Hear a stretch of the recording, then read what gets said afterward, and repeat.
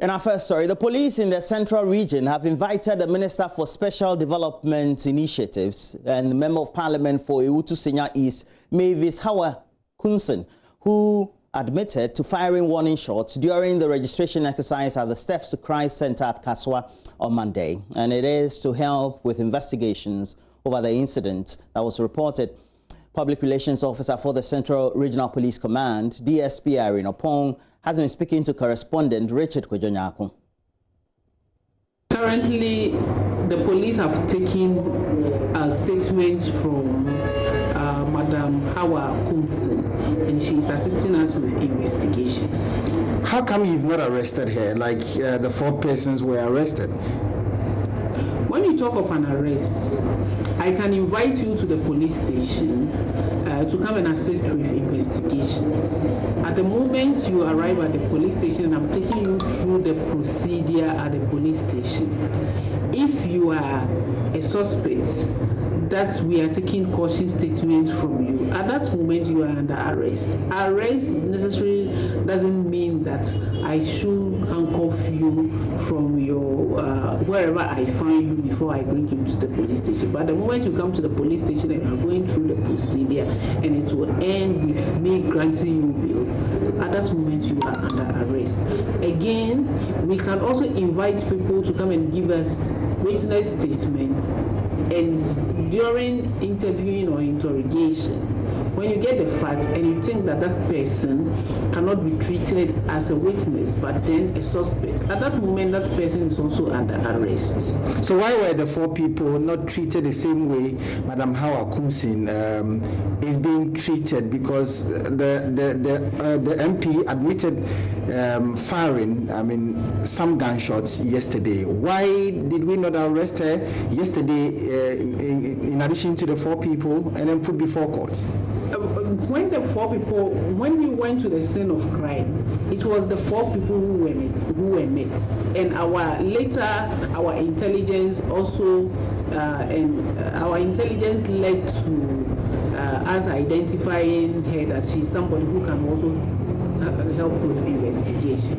She is not the only person that we are taking the statement from. Currently, the Kaswa Divisional CID have a lot of persons at their disposal that they are taking statements from them to help with our investigation. So she's not the only person that we couldn't get statements from yesterday. There are other people that our investigations have led to, and we are taking statements from them as well. Finally, so does it mean that there were 2 gunshot incidents? Because if you look at the particulars of offense of the 4 people, it also includes they opening firearms without permission or without some permission. What we are investigating now with what we are investigating now from the media space and other sources, we have a confession statement from the Honorable Member of Parliament that she also discharged, she also fired some warning shots. That one is clear. Again, police, we picked a pistol at the scene of crime.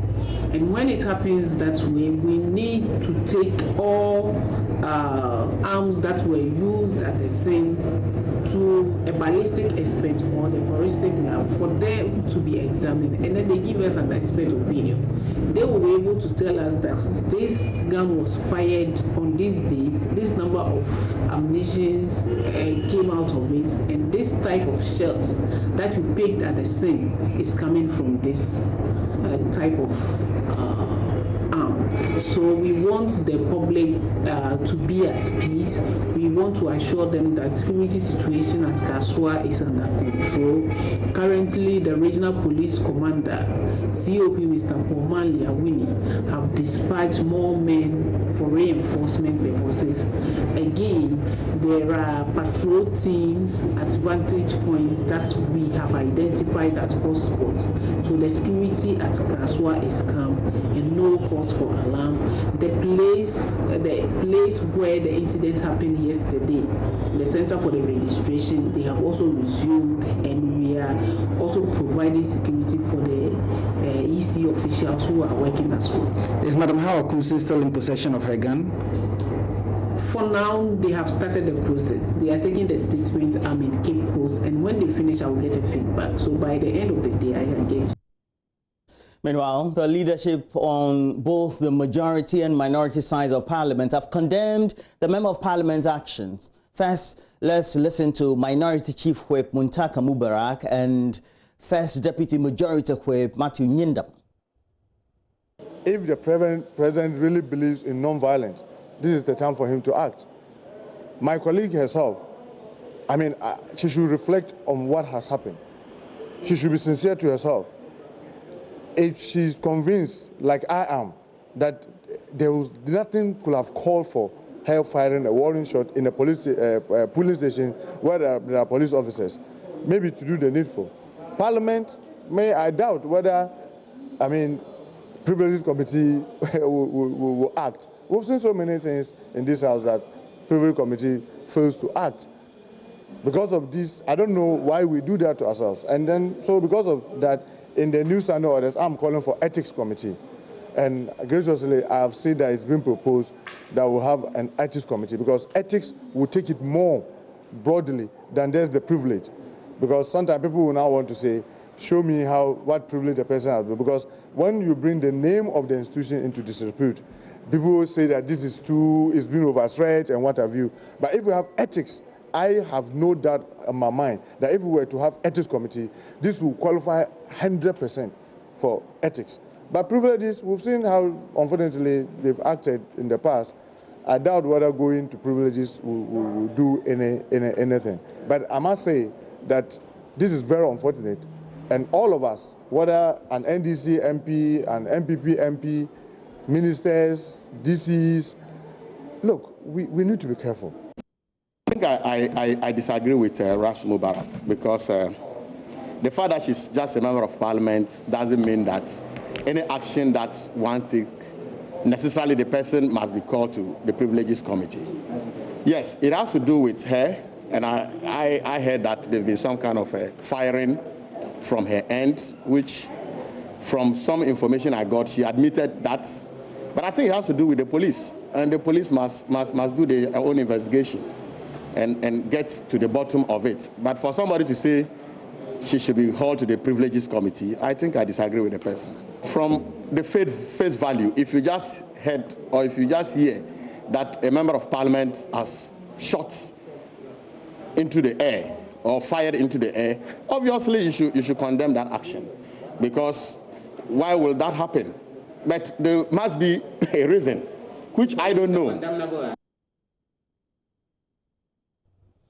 Also have to remain in Parliament, where the minority is asking the Finance Minister, Ken Oforiatta, to use Thursday's mid-year budget review statement to account for monies approved by Parliament for COVID-19 reliefs that Ghanaians should have benefited from. Ranking member on the Energy Committee, Adam Mutawakilu, claims COVID-19 related benefits, including electricity rebates, did not reach final consumers despite Parliament approving funding for them.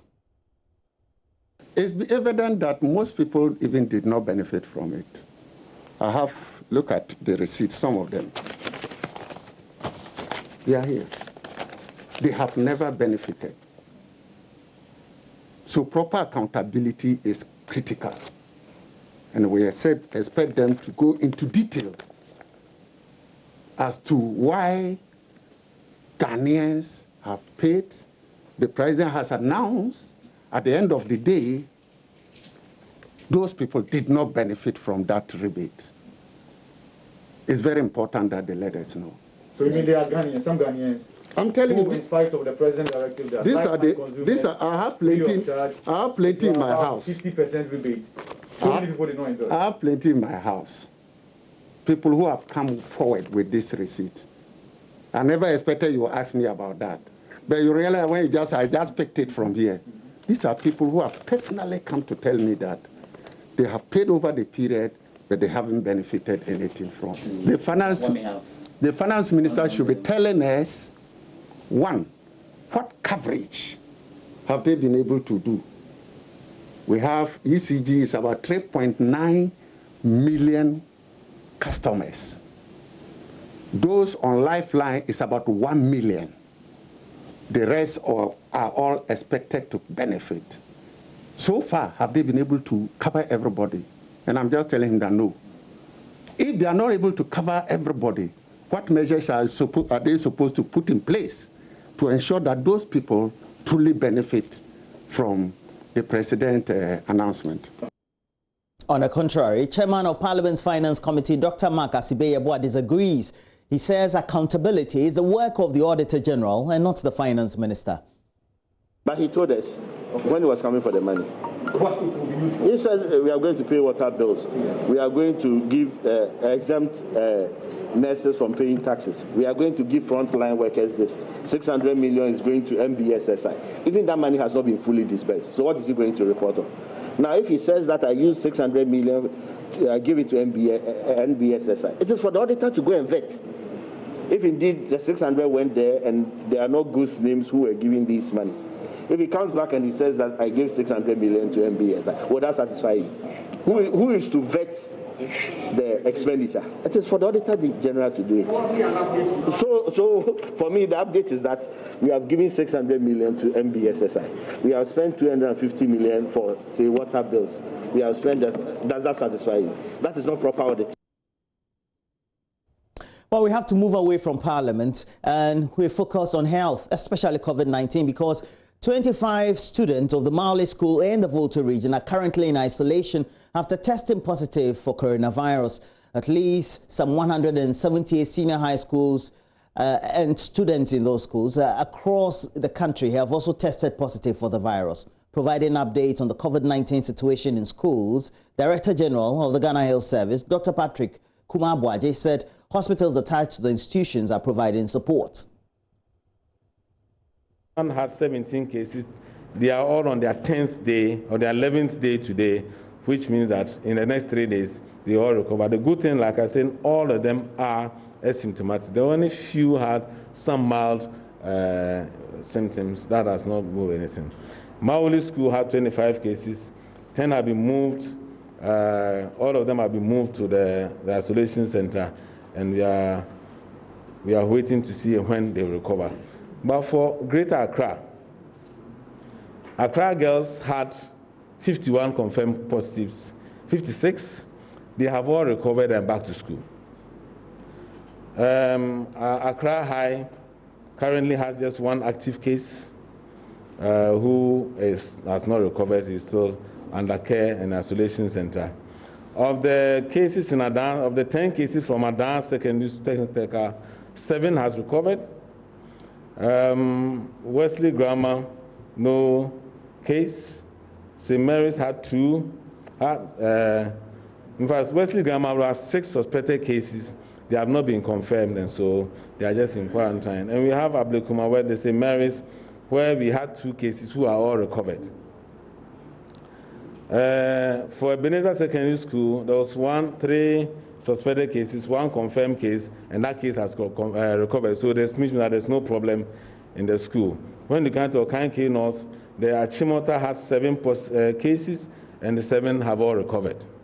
When you come to the Odogono, they had 18 confirmed cases. It's quite recent, and we are waiting for them to recover, but they are all asymptomatic.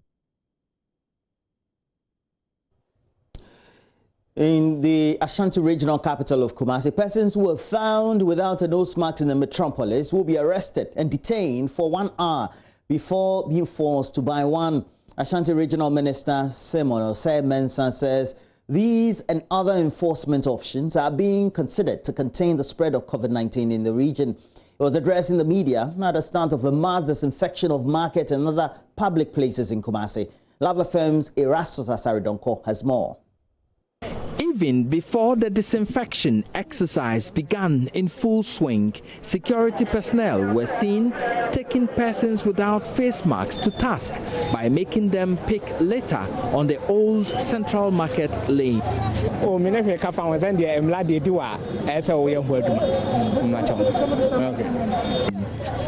It was after Mr. Osei-Mensah had announced the new enforcement measures. Yes, There are various options we are trying to exploit.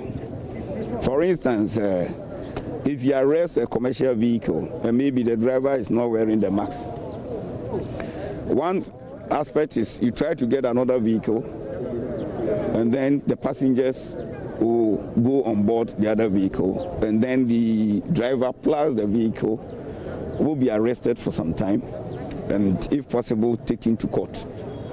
The other option is you can let the person park the vehicle, stand there for some time, you take picture, you'll be there for maybe 1 hour, 2 hours, and then you let the person go. But before the person leaves, the person should buy some of the face masks and all those things before the person is allowed to go. The joint Zoom Lion Kumasi Metropolitan Assembly Ashanti Regional Coordinating Council disinfection exercise started simultaneously across the city with about 8 mechanized spraying trucks. The Central Business District received a good dose of the chlorine solution meant to rid surfaces of viruses and bacteria.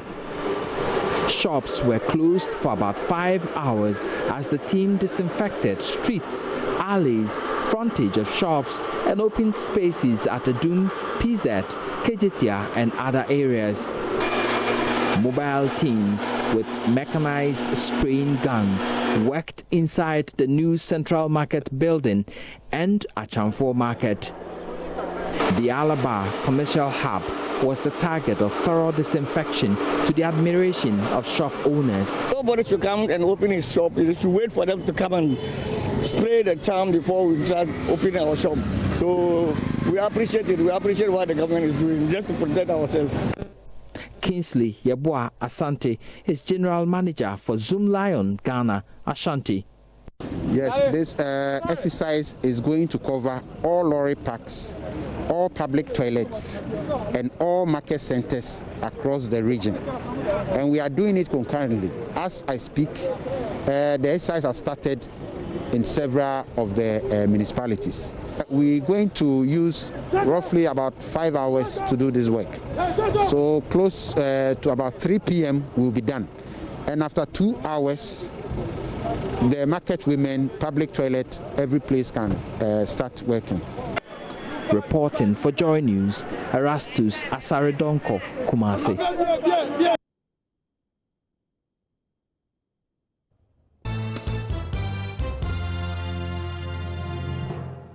And I also do know that Facebook has a new one called Putu. I was trying to listen to it, but it's trending on YouTube. It's number 3 now. Did you say Faceboy? Stoneboy. Hey! I said Stoneboy, you didn't hear me. Ah, okay. It's the max. You know the max? The max makes you talk and you muffle sometimes. Yeah. So Stoneboy has a new one called Putu. Have you heard of it? Yeah. Oh, of course I have. You know, I would love it. But I like my level. Yeah, it's nice. It speaks to you. Yeah, definitely. All right. How was your overnight? I think it was okay. I mean, I can't complain, you know? Yeah, we can't complain. We thank God that we're alive and all is well. Gifty is joining us. Hello there, Gifty. Oh, Gifty will join us soon. I guess we're working on the streams. Oh. You know, Isaac won technical knockout. 8th round was... Yeah, I realized that because of the excitement, it was part of the AM news. Yes. Oh, wow. Yeah. Nice. Neho. Neho. I saw your Neho post. Yeah. Neho. This is a good comeback for him. It is. It is. Gifty, you're good? She is. I'm all right. Yeah. These days I get, I'm all right. Yeah, it's a slang. You know, sometimes when you watch Trump and then Kanye West all the time, you tend to pick up the accent. I'm all right. There's no Moja show this morning, so I'm all right. Yeah. Oh, no, there's not. Moja show. No. Gifty is going to take us through the Business and Financial Times, the Observer, and the Daily Statesman. So, Gifty, let's start with you. Okay, Mabi, so would you kindly tell Echo that the Observer is turned upside down? I'll go through the BNFT right now. Okay. So don't worry, coded language, no one understands. Oh, they do. Let me start with the BNFT, the Business and Financial Times, comes with a very big picture of Finance Minister Ken Ofori-Atta, who looks like he's deep in thought, hopefully so. And the banner headline is the mid-year pandemic budget, a time to offer hope. And that story is on page 3. Beneath that story is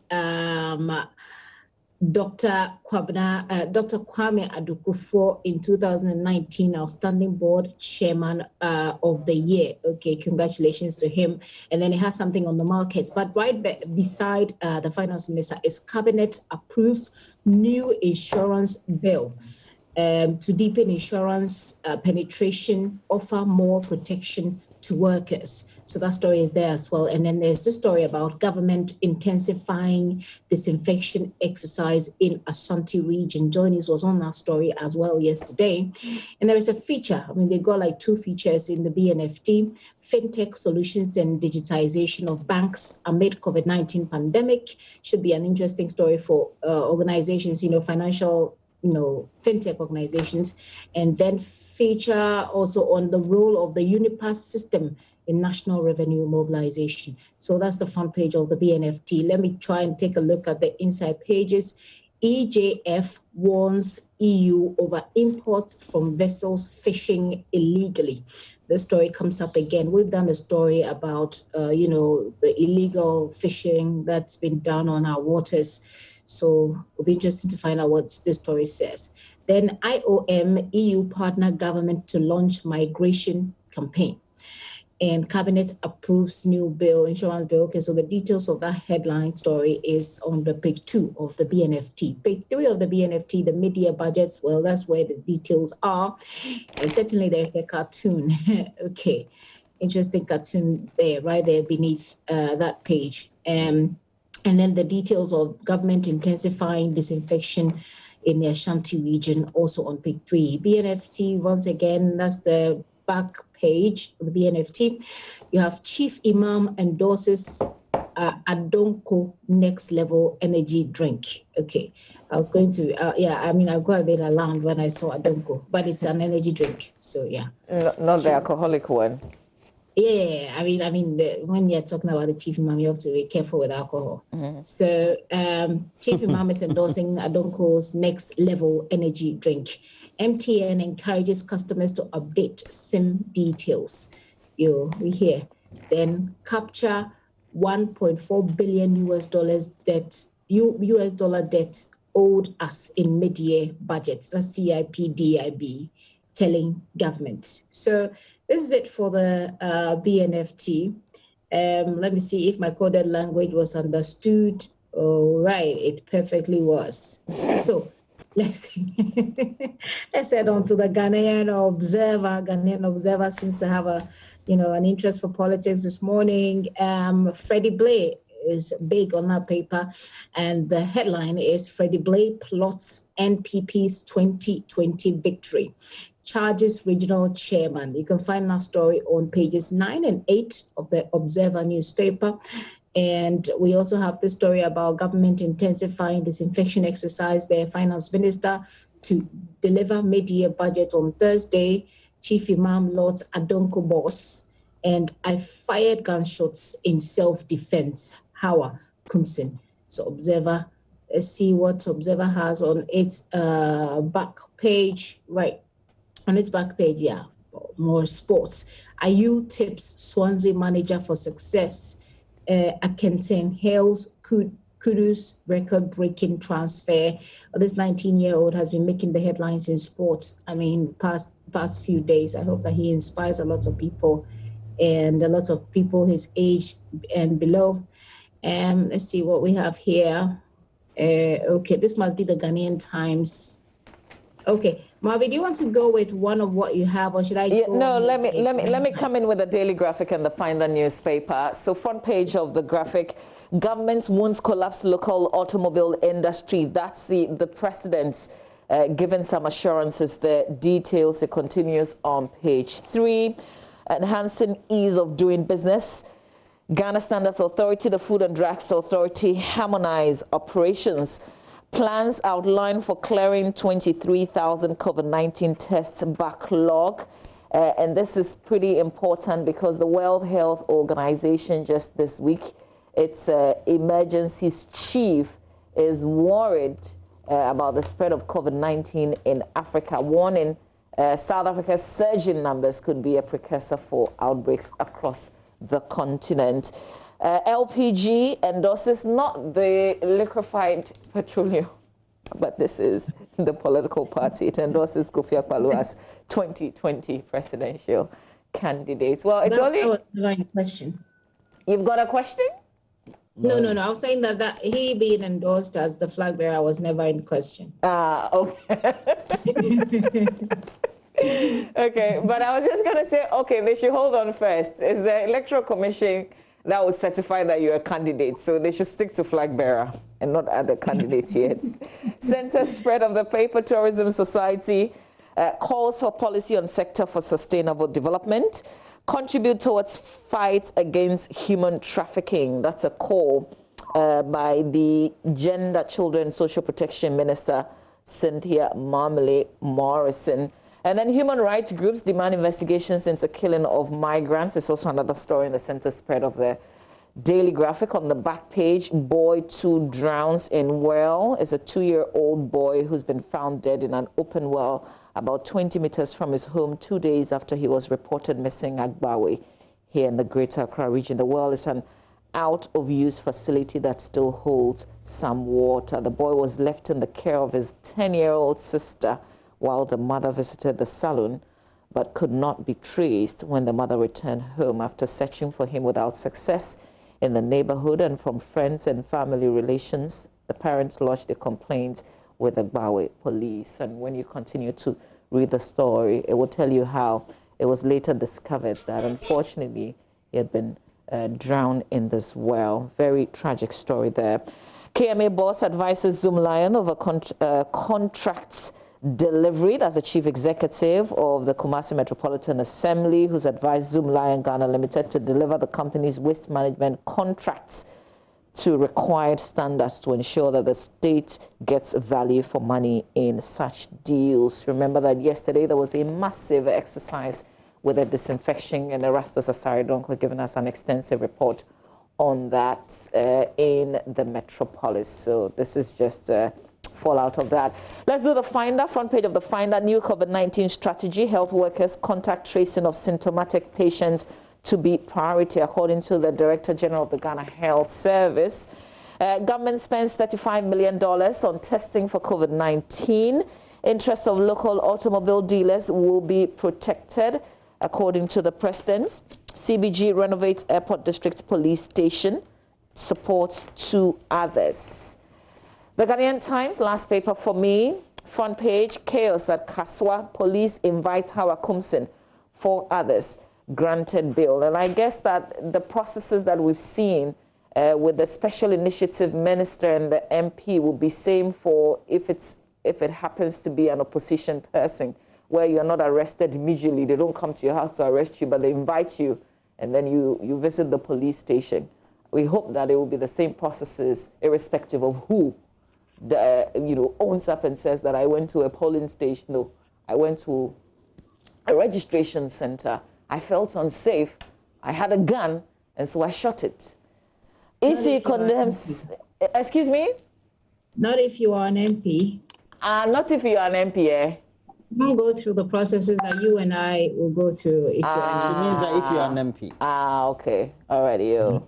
EC condemns disturbances at registration centers. Condemnation we've seen is not enough. Government embarks on a massive disinfection exercise in Ashanti region. LPG endorses Kofi Akpaloo as presidential candidate. Congratulations to him, even though Gifty says it couldn't have been any different. The story would have been. Hostilities at voter registration centers. Stop acts of violence. Peace Council dissents on political parties. Let's see, back page of the paper, Church of Pentecost hands over boreholes to 2 communities in Wa East. Big ups to the Church of Pentecost. Accra Rotary Club donates masks for distribution to Kai transport operators. Okay, that's it for the Times. Roland, what do you have? All right, let me go to the Custodian House on the front page. High Court dampens NDC's hope. And we have other stories there. Up there we have Mrs. Mavis Hawa Yakubu, Hawa Kumsen, Member of Parliament for Ewutu Senya East. Hawa Kumsen defends defensive gunshots. That story also featured on the front page of the Custodian. MPA CEO courts public support for CRM projects. I want to beg NDC for recognition, Kokwani Doho. And then on the back page, it's all full of sport. Jordan Ayew extends goalless run as Crystal Palace bow to Wolves. And then we have the Daily Guide has on the front page. Ajinasari calls opponents attack dogs. Doris Date, that is Dr. Doris Date, is gone. May her soul rest in peace. Very good woman. Always advising, giving you great counsel. Brawl over Howard's Kaswa gunshots. And do you have a gun? Do you have a registered gun? Gifty, you're the head of our security desk. Do you have a registered gun? She does, yes. It's my mouth. So if you went to a place and you felt unsafe, you will fire it. I'll shout. So the gun is her mouth. Anyway, Roland, continue. It's just my thoughts. Just running wild, you know. Who's a gift in yeah. You know, it's normal. Gift here, Mama. You don't need to have gun. When they are bringing gun, you are bringing your mouth. So you come back on a kamiensa. Anyway, so we have government intensifies Ashanti region disinfection. Freddie Blair, Charles regional chairman, and then we have a number of stories also. Center spread. Nicki Minaj has announced that she's pregnant. Mahama congratulates son for marrying Nigerian girlfriend. And then we also do have the back page featured. Lagos City's chief shows love to 3 institutions. Hey, Lagos City's the day. Yeah, they did. I mean, the league starts in a way. Corona postponed the league. Moyes explains Man United failure. Look at his face at the back page. Roland, talk about your team. No, I say look at his face. Sometimes vernacular translation. Look at whose face. Look at whose face. His picture, his picture is attached to the story there, and that's my point. Why are they asking Moyes to explain anything? David Moyes. So we have David Moyes at the back. Roland, stop reviewing that thing. PGA members are not rich. Okay, so according to Ahmed Padori, who is the director of operations for the PGA, the Professional Golfers Association, they need their members also to be enrolled onto the National Youth Employment Agency modules or programs. Stay away from Anfield. Club cautions fans. Let's go to the Daily Dispatch newspaper. Court dismisses BOG case against Unicredit again. Full details of the Supreme Court judgment, 7 and 8 pages. That's where you find them. Mahama celebrate the lead males. And we have government intensifies disinfection exercise in the Ashanti region. So those are the stories we have. But it's a book launch, though. So book launch will be interesting. On the back page of the Daily Dispatch, we usually don't do that. I'll do this. Back page of the Daily Dispatch. It's a Working with Rollins by Kwame Nahoy. I would want to read that. Kind of interesting. Yeah. It's on the back page. All right. I think we're done. Yeah, but I do have the Statesman. If I would just quickly, please go through. I only have the front page of the Statesman. Ghanaians don't trust Mahama. EIU predicted Kufuor is set for a second-term victory. That story is on page 2.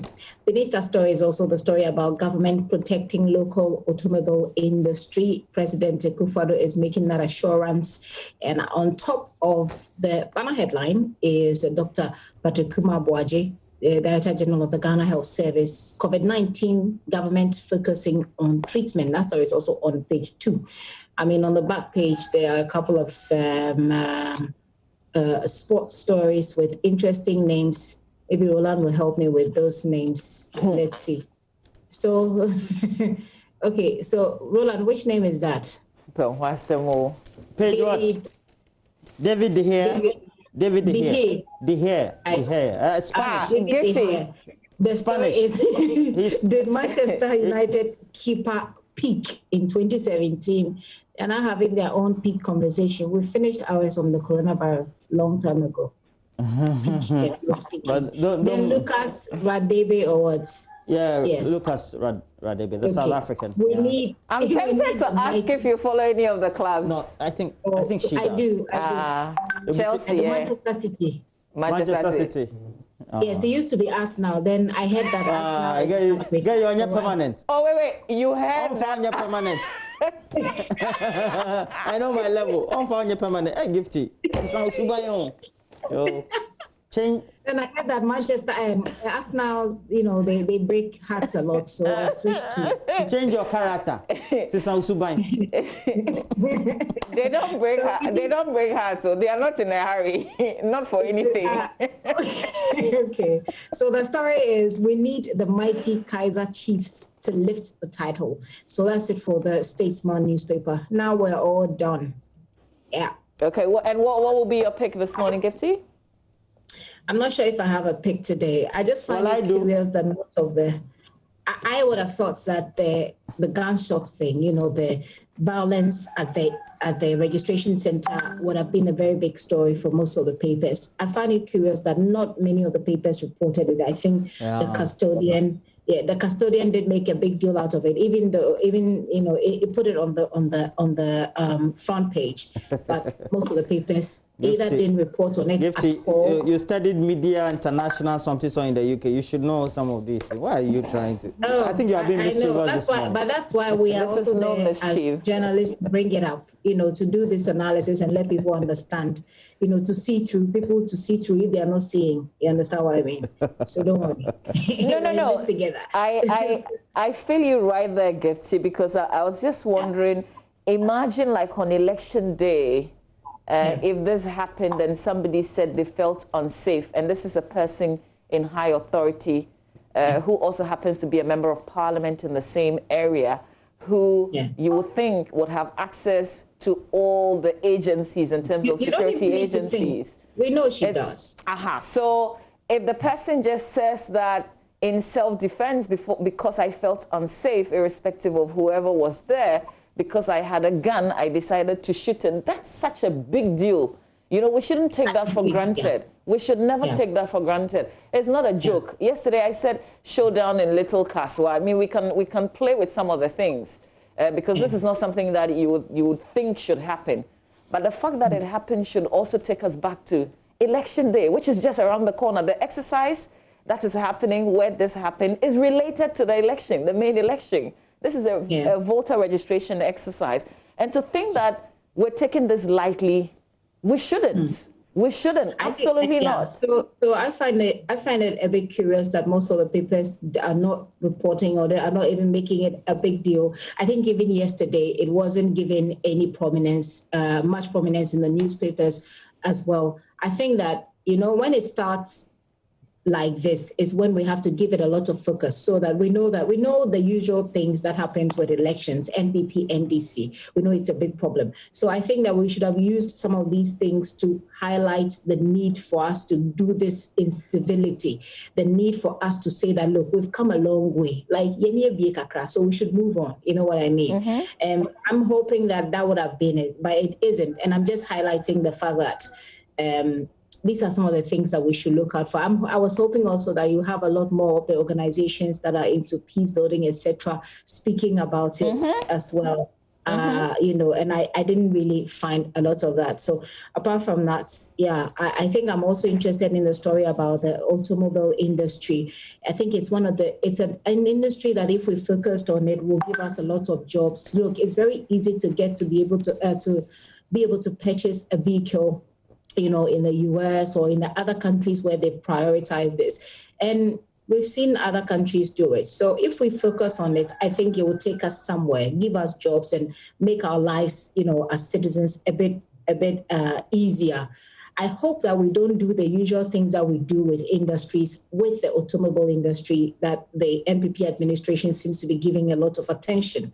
if we focus on it. In the same vein, we also don't shut down companies that deal in, secondhand vehicles, because that's also a big debate that's ongoing. People are saying that, look, this is our job. As much as we don't want to bring junk into our country, I think we can still look at it carefully and make certain considerations so that those that can come. So other people who depend on that can get their jobs, have their jobs intact, and we'll still build an automobile company industry that can support our economy. So yeah, those two will be perhaps my pick. And I also want to congratulate the Pentecost Church. It's not a church, but I really admire the things that they do.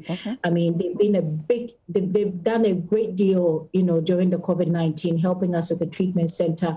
And in fact, they even helped with vehicles going out there to do announcements, etc., helping the NCCE. I think we should really be clapping our hands for the Pentecost Church. And I really respect them a lot for that. And these are... Yeah. You said it all, Gifty. I also want to remind all of us that it's been a year since the PPA, the Public Procurement Board, remember, was suspended pending investigations because of that investigative piece by Manasseh Azuri Awene, where in that report it was alleged that he co-owned a business that had been selling government contracts. He's still on suspension, by the way, and it's a year already. And so does it mean he's drawing salaries? I mean, is he still being paid? Well, he hasn't been found guilty of anything, so yes, he is. He is, whilst we are still investigating. My only worry is we've been investigating for a year. We haven't had closure to this matter, and it is still hanging. Yeah, and perhaps we won't after elections. Hopefully not. Yeah. Roland, anything? Well, yeah, no, it's I want to comment also on the car industry activity because if you look at how the industry moves, you take Asia, where you have some of the big power brokers like Korea, you have Japan, and then you have now China, Malaysia. They tend to source parts from each other, and so the value chain is well cut out, just like you have in America and in the UK as well. So the big question I thought when I saw some of those pictures of the newly established plants or the assembly joints that we have in Ghana was, which of these parts that they use is manufactured in Ghana? Now, two, when do they intend coming to do the manufacturing of some of these little things? Hey, beyond the just saying that maybe we have 5 welders, etc., who can do this and can do that. Otherwise, it means that we're just assembling. Use the word. Exactly. So we're just bringing whole parts and coming to put all of them together. Because that is assembling, it's not too bad. But I don't think what the VW, for example, intends to do is just to assemble, is it? VW, not DW. You like DW. Yeah. No, I didn't say Roland, is the mask in your ears? She says V. Oh, okay. I heard V. Yeah. So I mean, I don't think what they're going to do is just to be assembling. Yeah. So the whole point is we need to be told what the projections are. Maybe by year 2, year 5, we hope to see this. Then the other aspect is that the economy needs to improve so much so that people will be able to afford these cars, not just a number of so-called middle-class people, and then it becomes a problem for those who have invested in this, because return on investment is always a key aspect when they want to make the considerations at the end of the day for VW and any of them, whether it's Nissan or Toyota. Sure. Well, they say if you look at the history of VW, for instance, it's supposed to be the car for the people. And that's because the brackets that you mentioned, Roland Walker, the low-income earners, they're supposed to be able to afford such vehicles. Have you seen the prices for the car? I can mention that. It's just that it's unfair to VW. I am only telling you what they have reported. Is that wrong? It's not wrong. I'm not saying it's wrong. There's also one thing that we need to look out for. I mean, VW has been in trouble, for not being completely honest with their emission levels in Europe. It's one of the big, it's actually a big deal for Europe. I don't know how much of a big deal it will be for us in terms of checking the emission levels. I don't even know if we have a system to be able to check all of that. But I'm sure for us, we have more bread and butter issues than the emission thing. But we need to I think we need to pay a bit of attention to it as well once we bring them in. And I hope that they've learned from their mistakes in Europe and they will not repeat it here in our part of the world. It's the second-hand dealers who are also worried. They were raising some concerns. I guess that's why, if you look at the reports, the president is giving them the assurance, because they say it will not be a fair market if they're not getting the cuts that these international companies are getting. Then eventually they will be kicked out of business. So that's the worry. Do we have a minute or so to do myjoyonline.com? Okay. Okay, Gifty, that'll be all. We'll see you later on Pulse. Well, I just want to say that as we go through the day, I mean, we really want to see how it ends. You know, the shooting incident in Kaswa is still a priority. We want to see how it ends. It is a test of time for the Ghana Police Service to be able to do their job. I mean, I can understand their dilemma when you have an institution whose head is appointed by the political authority. It becomes a bit dicey. But I'm hopeful that the Ghana Police will do its job and do it well in this case. Yeah. Just to add that the National Peace Council is also calling on the New Patriotic Party to initiate sanctions against Mavis Hawakumsing. Details of that is on myjoyonline.com. That's the chairman of the National Peace Council speaking there. You can check it out. So beyond just people condemning violence, there are specific incidents. We've got to call the people out and we have to deal with it straight up. Yeah. And this is one. We have to deal with it. Yeah. I agree with you, my sister. All right. Gifty, have a good morning. We'll see you later. Gynesha Pulse. All right, Rolando, we've got sports coming up. Yeah, definitely. We'll bring you all those highlights and Neho. And, you know, that fight with Chris ended in the 8th round, but we'll bring you all the insights right here with Benedict also. It's another Wednesday. You're welcome to AM Business. It's been weeks of controversy over the alleged sale of the Kotoka International Airport. It's also been a moment of despair for Ghana's aviation sector as the coronavirus pandemic plunge passenger numbers and also distort revenue margins. In today's edition of AM Business, Charles Ayute gives us reasons to be worried about air travels amidst this pandemic. The coronavirus pandemic has served a huge blow to Ghana's aviation sector. The International Air Transport Association, IATA, has projected a loss of $350 million to the country's aviation space. Sector Minister Joseph Kofi Ada tells me this is bad for the sector. Governments wanted to limit the adverse impact of the virus on its citizens. We've been compelled to close down airports. The airports in Ghana, particularly the international airport, Kotoka International Airport, has also been shut down. And this has adversely impacted on all of the players in the aviation sector. The main operators, the Ghana Civil Aviation Authority, and the revenue that it gets, the Ghana Airports Company, the operator of the airports, and then all the affiliated agencies, whether they're subcontractors, they're service providers, such as cleaning companies or security operators or hospitality-related operators such as driving cars and carrying travelers from hotels to airport, from airport to hotels. All those people in the value chain of aviation have been adversely affected, which means that the revenues have gone down, which means that the employment is at risk. Some of them have lost their jobs. It's taken a toll on us and our government, of course. Air travels have been restricted as COVID-19 cases near 15 million on a world scale. This has caused a severe drain on airport operations in the country.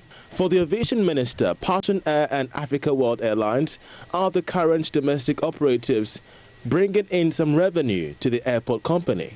The IATA figures have put the loss in potential revenue in the whole value chain of aviation around $380 million.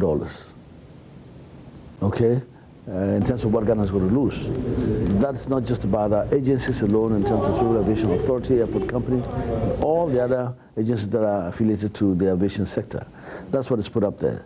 In our projections for the year, we're looking at close to 300 and something million Ghanaian cedis that we've realized in the immediate. That is adversely affected.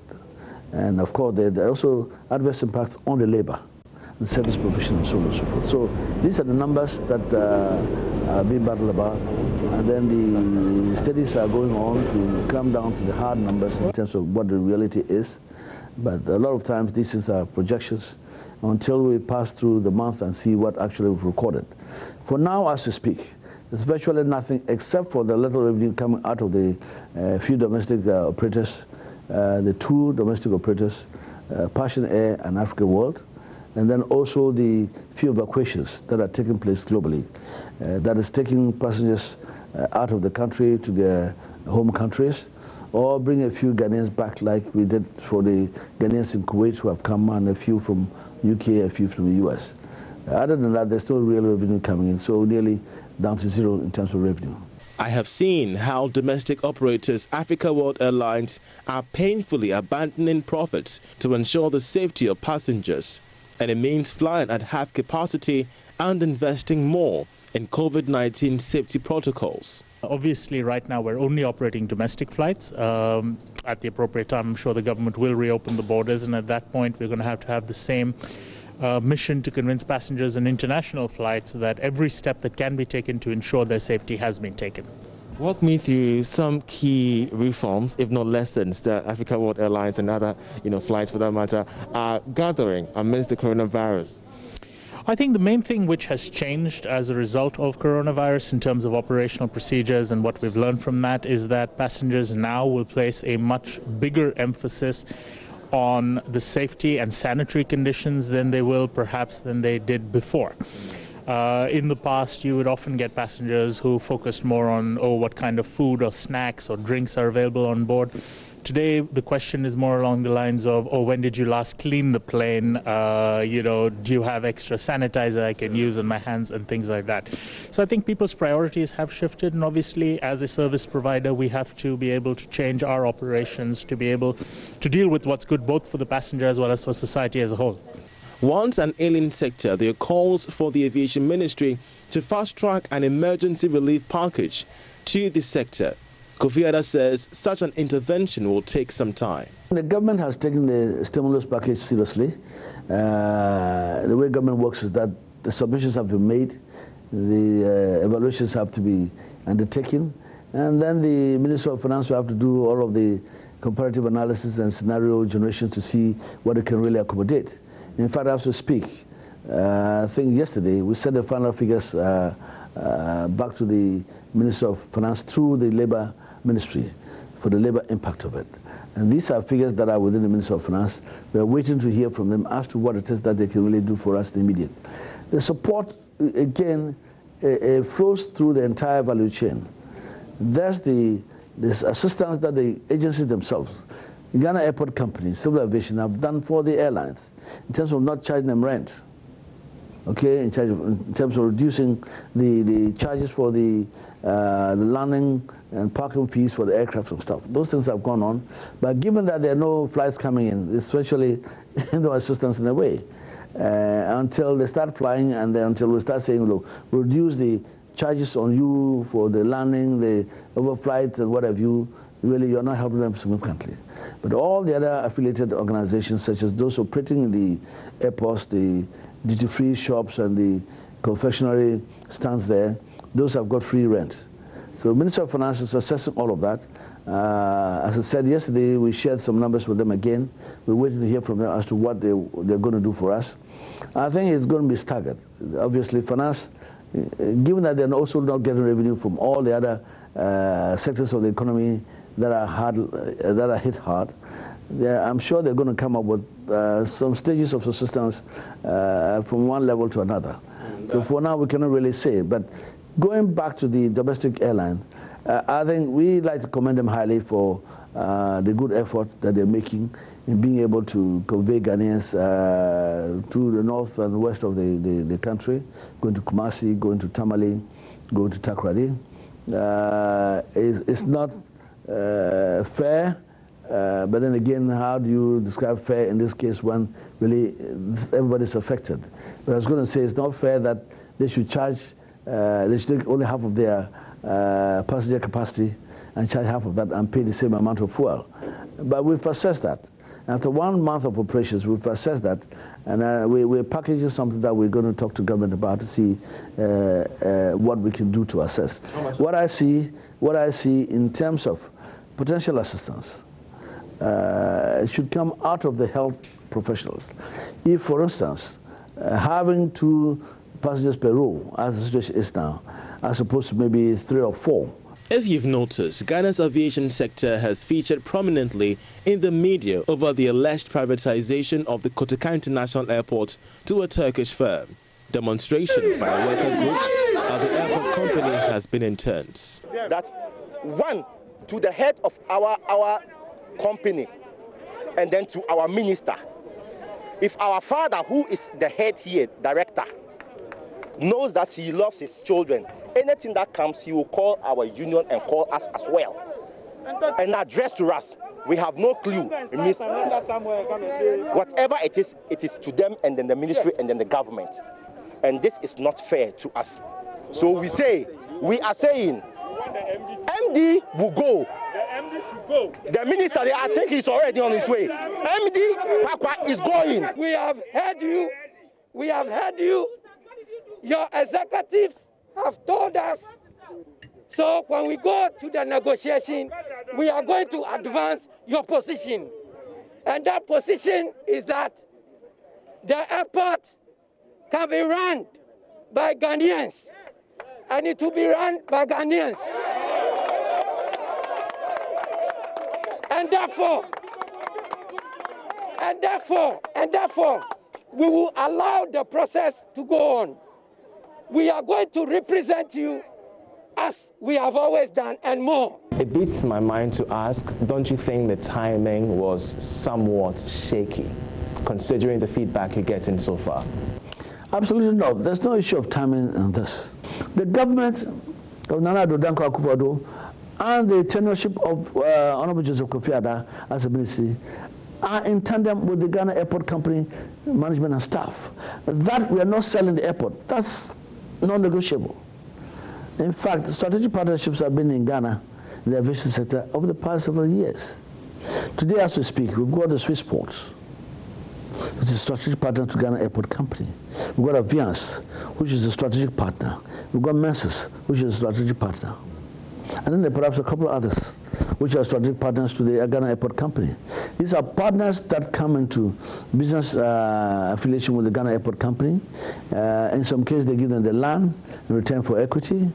What I do not see, what I've not seen, is for them to be part of management of those ventures, to make sure that they create jobs for their own people and to monitor what is going on so they can get the revenues that are due them or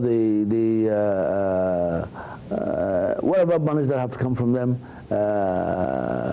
to the Ghana Airport Company. A 2018 Ministry of Finance report shows that the Ghana Airport Company Limited collected revenue of 475 million cedis through airport taxes alone. This was more than a 35% increase from the previous year. All these numbers, the minister explains, have been decimated by the coronavirus pandemic.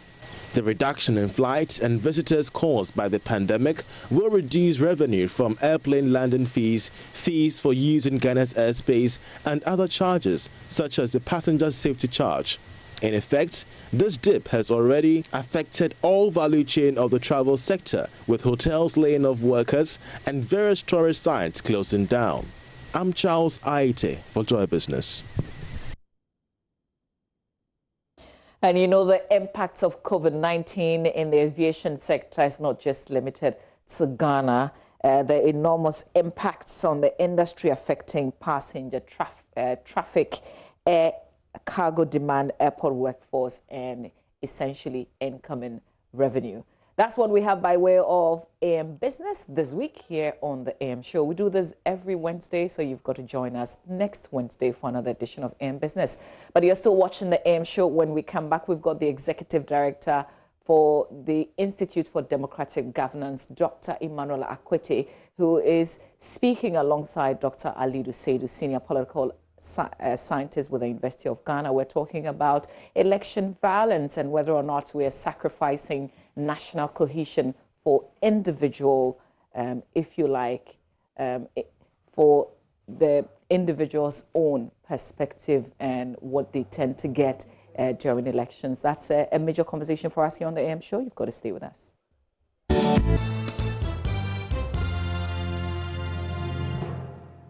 Oh, some great questions we want to ask this morning. You can see just at the background, votes. And it's all because we're gearing up for election 2020. December 7, we're going to have that general election for the presidential and for the parliamentary as well. But we do know that we've just experienced a number of actions that have become a precursor for everybody to have some trepidation or some apprehension. And it's because we need the political actors, whether it is the opposition or the political party in power, to be in tune with what the whole mindset of the general population is, that we need some relative peace. We're not saying that everything should be cool, should be fine, should be smooth before the main election. But generally, we need to have that sense of decorum and that commitment from the various political actors that we're going to have a successful election. We can't have everything peaceful, but we're going to have a successful election. So far, what we've seen within this period of registration, for which we've even had the CODEO, for example, coming out with some statements, the National Peace Council just following up a number of times, leading up to what we also saw in Kaswa recently, just doesn't give us the right sort of what we call on the street vibe for us to say that, look, as we bet our money on this, we're going to get some returns on that bet. So we're asking this just cool question. And I'm using these sentences because I want all of us to say we're all familiar with this. Cool question. Are we sacrificing the national cohesion that we need prior to the election for the political success of the individuals and parties? And for example, this action, finding motorbikes being banned and the explanations that are coming from the minister. Before then, we've had scuffles between MPP and NDC. The NDC saying that, look, you're not giving us the space for us to do what we have to do. The MPP also replying the various constituencies that, look, this is all a fabrication propaganda by the NDC. It just doesn't give us the right sort of atmosphere prior to the election. So we need to discuss this. Somebody who has been making election commentary, also doing research and talking about this, has had a number of opportunities to speak at international and local forums as well, is Dr. Emmanuel Akwete. He is Executive Director for the Institute for Democratic Governance. And he's also being joined by Dr. Alidu Seidu, Senior Political Scientist at the University of Ghana. And for example, Dr. Seidu, I was just throughout the whole of yesterday evening reading a number of his articles and also write-ups with the Frederick Ebbe Foundation. And it's even published on their site about the precursors, what may have led to a number of the incidents we saw in 2016, for example. And we need to put this into perspective. At the tail end of this discussion, we'll open the phone lines and all of us will have a broader discussion on the subject. Now, I have to say welcome to all of you. Dr. Akwete first, can you hear me? I do. Great. I love your voice. Your voice is always great. You should have been a journalist, great broadcaster. And then also... I'm planning to take your job. Well, that's good, because you're not going to earn much, so, but well, that's good. You've already earned enough, so I'll come and replace you. Dr. Alidu Seidu as well. Can you hear me? Yes, please. I can hear you. Yeah, good morning. Hello, Alidu. Yeah, yes. Yours is like mine. So, Charlie, you and I, we can be great broadcasters, can't we? That's please be where you are. It will help you. So, Dr. Akwete, and yesterday we had to speak at length before you agreed to do this, because you say it's almost become a rhetoric. Is it really a rhetoric? We've seen a number of incidents already. Thank you, and good morning to everyone in the studio and to the listening public. I think it's not rhetorical. We are facing an imminent threat and danger. The violent component of our elections, we've always had it from time immemorial. But if you observe trends from 2008, it's escalating and it's not abated. It's not going down. 2008, 2012, 2016, we saw a more proactive police, National Election Security Task Force, very active and warning what they would do if the situation got out of hand. I remember the IGP threatening to close down social media. I remember his dialogue with party leaders. I remember the CDS, Chief of Defense Staff, as co-leader of the National Election Security Task Force, also meeting journalists, about 2 meetings, and stating clearly that if violence breaks out and the police cannot control, they would intervene, and so on. What does that intervention mean? So it is a matter for concern that registration, which is an administrative procedure, actually, we shouldn't even be able to tell who is MPP or NDC in registration. This is one of the core functions of the EC. And for us to see an escalation of violence, gunshots, minister of state in the office of the presidency or the president shooting and to defend herself, and when police and others could be around to handle those aspects of our life. So it is the popularization, or the, how would I say, the civilianization of violence, of the control over the use of weapons in public and the exercise of restraint. You did not hear much from the police. Usually the violence we're seeing this time, they occur before you find the police on the spot. And I remember asking the question, does the police have intelligence? This is one of the elections that we are yet to hear clear statement from the IGP as chairman of the National Election Security Task Force, telling the nation what the plan is, what they would tolerate, what they would not tolerate, and having greater visibility of them. The National Election Security Task Force is not just the police. You have all the security agencies, and the armed forces, they play a prominent role. Usually the CDS and the IGP are together on many of the meetings.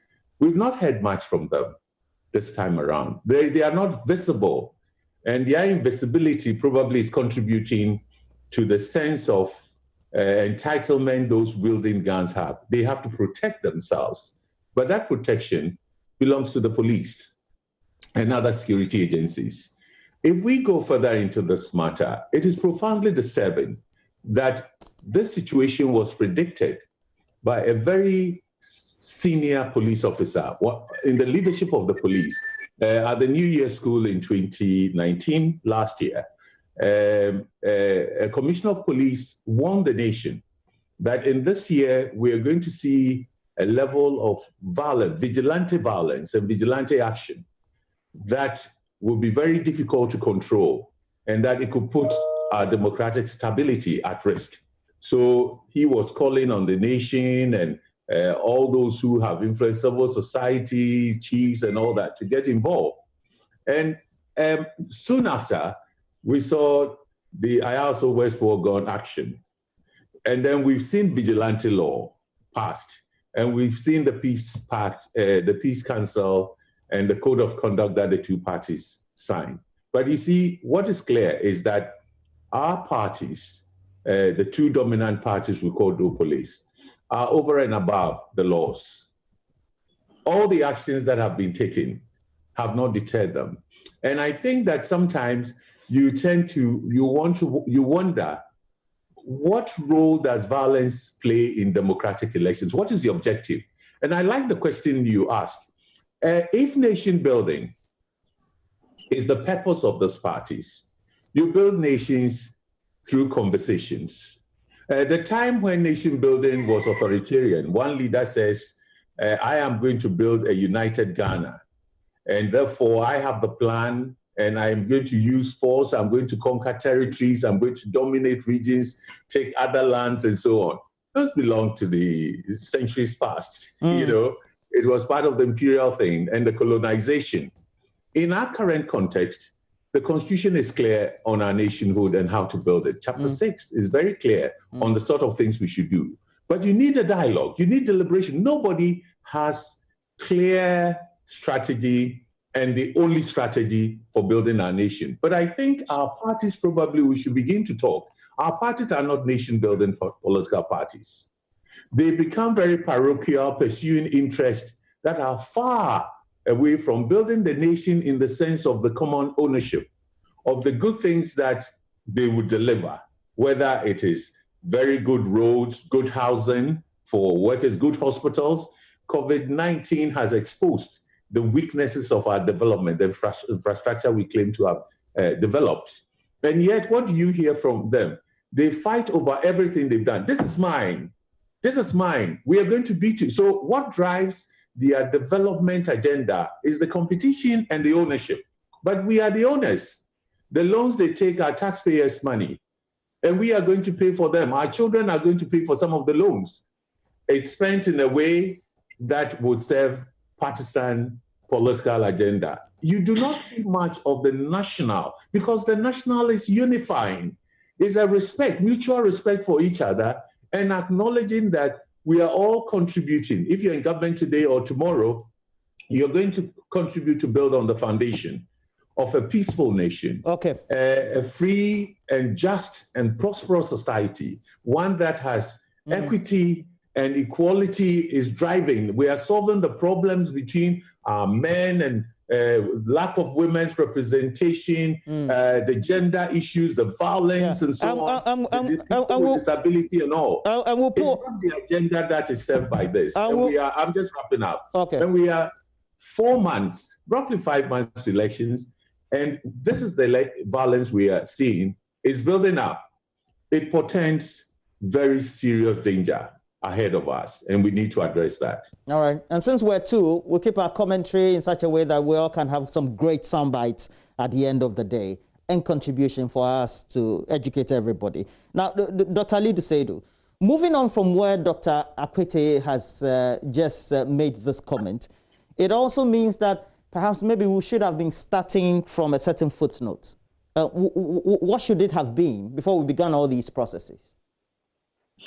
Yeah, I thank you so much, and good morning to my senior colleague, Dr. Emmanuel Akwete.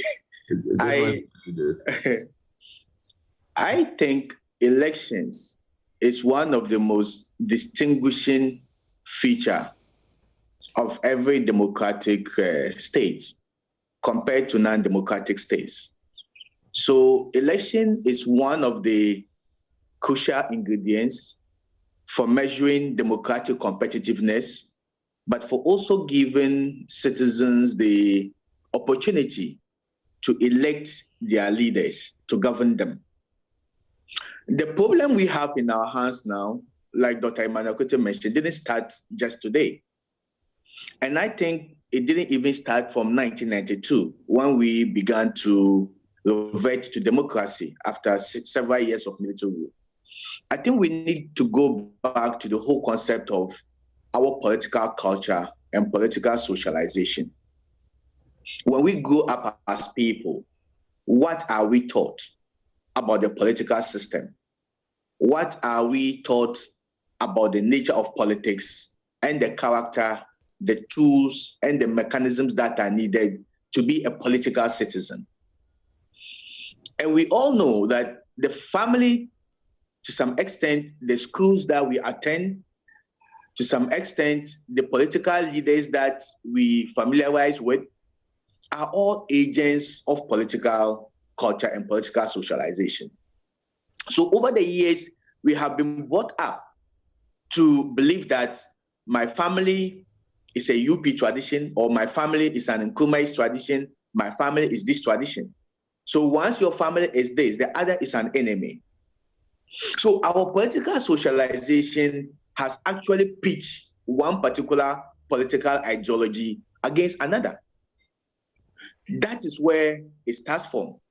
And when we go to school, like in the past, where the educational institutions used to be serious agents of political socialization, speak to the need to embrace everybody within the state, regardless of the differences that exist between you and him, sacrifice being a patriotic citizen and shining parochial interests. Most of these things are not being done. Why? Because even those who are doing it know that what they tell you in class, when people observe what is being done outside of the classroom, the lifestyles of politicians who are supposed to be mentors, the lifestyles of leaders, community leaders who are supposed to be mentors, are very contrary to the theoretical teachings that we do in class. So one, I think we need to go back to the whole concept of we engineer our political socialization process. But because of this particular political socialization process, we have adopted a specific kind of political culture, trust in state institutions, especially the security forces. Ghanaians over the years have very little trust for our security institutions, especially the police service. So people now believe that the police can no longer protect people as it is enshrined in the law. Because over the years, either states have set up parallel security institutions that has usurped the power of the police service, or the police service over the years, elements of them have not behaved to the professional standards that is required of them. So in a situation where there is so much lack of trust in these institutions, people will begin to take the law into their own hands and will want to protect themselves. And you believe that's what's happening? Yes, I seriously believe that, because people don't trust the police service. If I'm a minister of state and there are laws in this country that exist about how we should do things, and there are security that can maintain law and order, why do I carry a gun? Why do I carry a gun? Because maybe the minister believes that the police service is not up to task, or they can't protect him, or they are not doing their work, or they may belong to one particular interest party and not the other. So what you ask yourself, why will actually make a minister of state just visiting a polling station to carry a loaded weapon? It means he believes either the police doesn't exist, or they are not doing their work, or she just wants to show off. And that leads me to the third point, enforcement of our laws. It is not that we do not have laws in this country. We have quite a number of them that can deal with these things that we are facing in our electoral democracy. But do they work? It's not just having laws. It's about enforcing the laws in a manner that is impartial, in a manner that brings equality before the law. Once people know that I can do things and go away with it, then it is going to embolden citizens to compete with the state for the control of the monopoly of the use of force that is constitutionally assigned to the state. And we are seeing the people do things and they go away. I have been to a number of polling stations. What I do see, Professor Emmanuel Kwete mentioned that the electoral task force are kind of multi-drawn from various security agencies. But what you see is that I go to a polling station, I see some people, they are not in police uniform, they are not in military uniform, they are not in fire service uniform, they are not in prisons uniform, they wear some black or white t-shirt with a scary, what's the name? Handcuffs, pepper spray, and other things. They come in a pickup that is unmarked. Who are these people? And what are they doing there? And if I don't identify them to any of the stated security agencies, am I going to obey them? Should I resist the pressure that they are going to mount? Should I obey what they are going to tell me? So there should be an element of clarity about people who are supposed to be where, people who are deployed where, and what they are supposed to do. Right. There is no badge, there is no anything that identifies them. So once people begin to have a lot of doubt and begin to think that there are powerful state security agencies other than the conventional, traditional known agencies, there will be a little bit of resistance to their use of force and control. So I think there are a lot of multiple factors that has brought us where we are. And I still don't believe we can't do without addressing them. There are still a lot of ways that we can address these challenges moving forward. Now, Dr. Kwete, we're just some few months to the elections. If you look at what you've seen so far, within just about a month or so of registration, and the rhetoric before that starts, and you and I had some discussions before the period, what do you think portends between the two main protagonists or antagonists, so to speak, based on what you think is the concern of the general population and how they should behave? Thank you very much. Since there's a conversation, I thought I could take some quick comments on something Ali said, and then go to this question quickly. Exactly. First of all, I think much as I agree that there is some mistrust towards the police, we cannot base the minister's behavior on that mistrust, simply because at this material time, it is the president and his government, of which the lady is a member, that is in charge of security. If her behavior should denote or convey the idea that the government does not trust the police, it also then tells us that they are not in charge of security. So I wouldn't push it that way. What we need to say, however, is that I think the president's first responsibility is the security of Ghana, peace and security. There's a minister for security, there's interior. He's appointed 2 IGPs within the tenure he has, and the police is in charge. Our presidents are supposed to work only with the police, not with civilian armies or vigilantes. And so it is for us rather to prevail on the woman that this behavior goes against, it's an indictment. Her behavior is indicting the government. And I think the reasonable thing to do is for her to step down.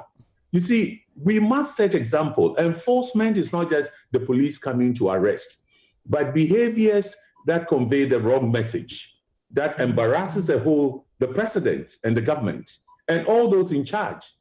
If she was going to the field and she had a sense of insecurity, she could ask for police escort. Who else would have it than her when she actually is in the office of the president? And she's a minister of state currently. With opposition leaders, you might think, oh, they might feel and so on and so forth. So let us not, let her off the hook easily. Her behavior is extremely bad because the message it sends is that there's a breakdown of law and order. The government is not in charge of security of the country to the extent that a minister would pull a gun and says, I'm defending myself. Whoa, she couldn't call the security of the castle itself to protect her or the police at the local station. So this is my point, that it is a very bad example we should not tolerate. And just as Ahinkra, or Honorable Ahinkra, had to go, forced to resign, she must do the needful. That it is the same. It is either you're going to risk infecting people who would then cause the nation and would possibly die, or you have a gun which is even more lethal and very quick in action to destroy. The two are not significantly different. And if it's the policy of the president that if you do not toe the line or you behave in a way that undermines the policy of government and the work that the president is doing, you exit. So otherwise, it will be a problem for the president because then it shows that, well, on some things he acts, on others. So where's the consistency? Where's the line? Where's the policy consistency? So we should take this one. Now, the behavior and the rhetoric of the two. You see, Alidu said something important, but I'd like to also add to it. Elections competitions. So it's a time that you articulate difference, because we're going to make a choice. So in elections, you see a lot of differences coming up. And also it is the time that all our rights, civil, political, human, every rights come into play in the election space.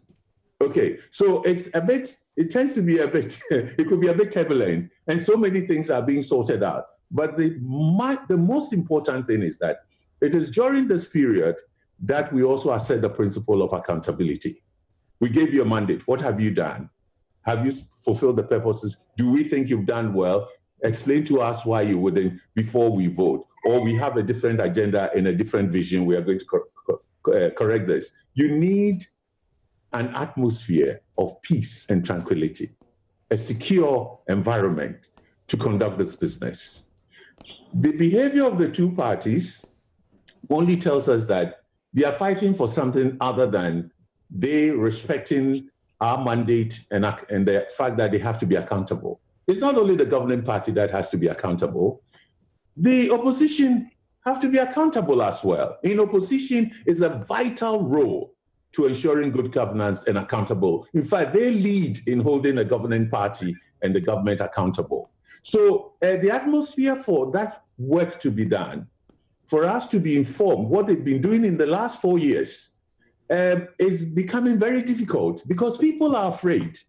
Fear is what you take out. The open society does not require fear of death, of weapons hurting me, I'll stay home and so on. They've generated an environment of anxiety, of fear, of insecurity.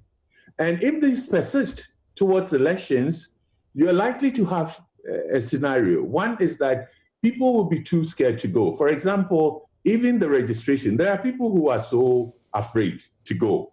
And we have, through the networks we have, we're encouraging everybody to go. Say, look, it's your right. Don't lose this opportunity to claim in it. Go and register so you can exercise a mandate. But many are afraid. And there are those who are saying, oh, I wouldn't even do it. And so they are actually endangering in a COVID context where we thought COVID is so dangerous that we shouldn't even hold elections. Their behavior probably is confirming the fears others had that, look, this is not the time. Because of the nature of our politics, it is going to create too much anxiety, too much fear, and it has health impact. It has health impact. What you see this year is that, unlike 2016, 2012, and others, where civil society groups will be out and about between these two parties and preaching strongly the message of peace and so on, the public space, because of the restrictions, is guarded, and because of the fear of COVID. So we are not there to be able to counter what they are doing very forcefully. Then it takes you to the radio stations, the social media, and so on. And that is even a more serious war front than the physical space we don't have. Yeah. The radio stations, about 400 we're told we have, ownership is set between people who belong to the two parties. And that is now the political space. We call the virtual space. And go and say something, you are attacked. We hear there are warriors, is it social media warriors or a certain name given to them? And these two parties have done that.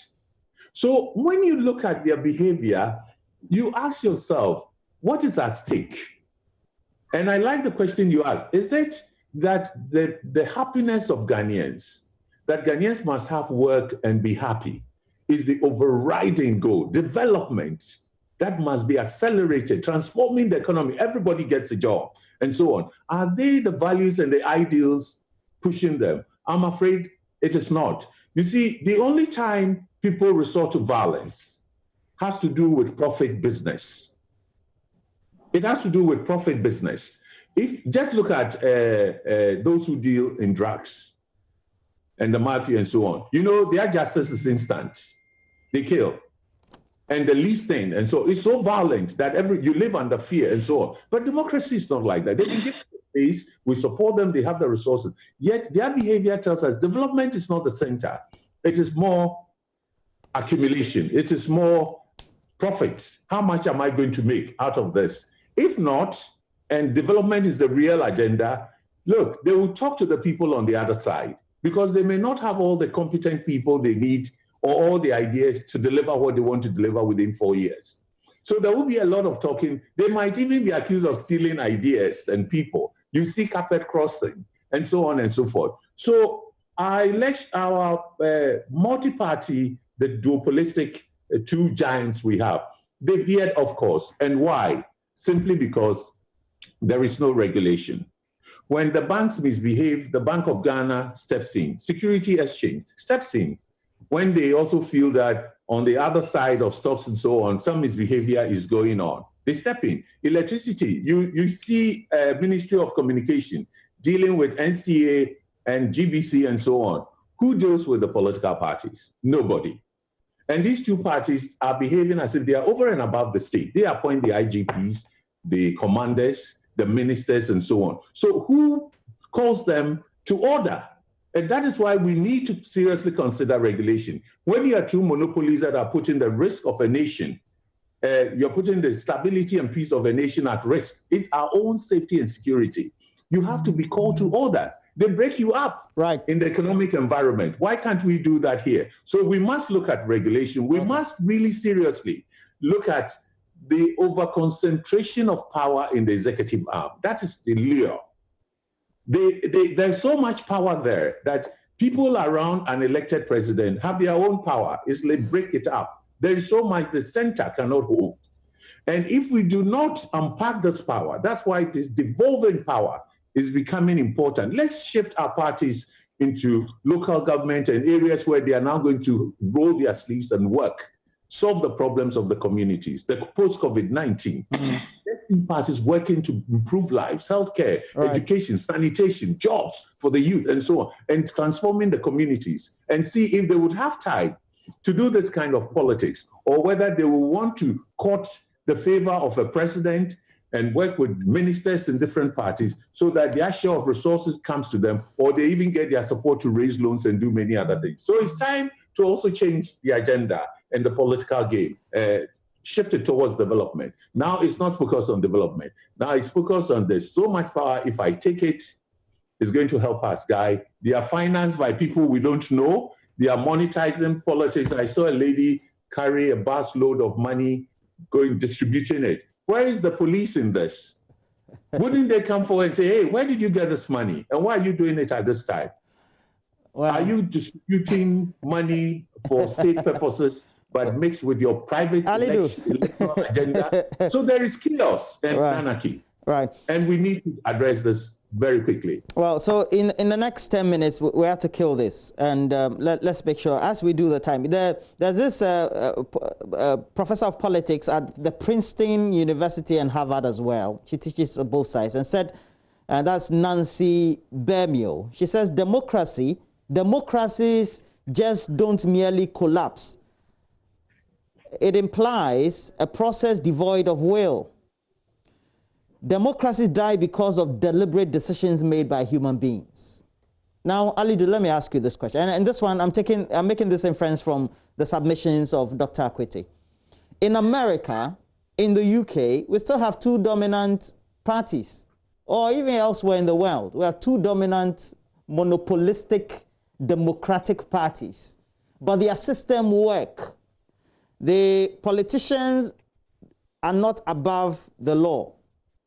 It's still the executive that is the most powerful, making the decisions. If it's Brexit, the executive has to take the decision. If it's whether going to war, the executive has to take the decision. Why is it different in our case? Alidu. Okay, before I answer that, I just want to make a little bit of clarity. When I said the police, there's so much suspicion on what the police have been doing and their capacity to work. I wasn't actually justifying why the minister actually carried the gun to the police station. I think I condemned that action in no uncertain terms, and I believe she should not just resign her position, but the law must take its course, because it was a serious act of intimidation, but also disturbing the public peace. But I was just pointing out to the fact that the police are subject to manipulation and direction and control from political executive. And because of that, people may have their doubts about their ability to do their work impartially. I think that was basically what I wanted to speak to. Now, Mr. Walker, if you actually look at these developed democracies, and Dr. Akoto will agree with me, it's more about institutions and allowing those institutions, the independence of the institutions to work. You see, when they talk about democratic peace theory and all the principles, the selling points of democracy, it's largely about what? Using available inherent democratic institutions to address democratic grievances in a manner that is devoid of violence. So when we say in democracies guarantee peace, democracies don't fight each other, it's not that they don't have weapons or they don't have powerful military or they don't have powerful men. But the success of every democratic state is built on what? Democratic institutions, including the constitution, including legislative instruments, executive instruments, including a judicial review, and all other acts that helps to regulate people's way of life and institutions and actors that exist within the democratic system. In those developed world, it's not, they have more, most of them practice multi-party democracy, just as Ghana. But the level of competitiveness, electoral competitiveness, is built around two dominant political parties. So Dr. Akoto referred to this kind of duopoly. I think it exists in Britain to some extent, it exists in the United States, and to some extent Ghana and other democracies. But the difference between their ability to peacefully resolve disputes and act in a more consensual manner is the fact that they respect democratic institutions that exist within the country, and they enforce the laws as well. They enforce the democratic laws as well, and they make sure that institutions that are assigned constitutional powers are made to work without interference from other institutions.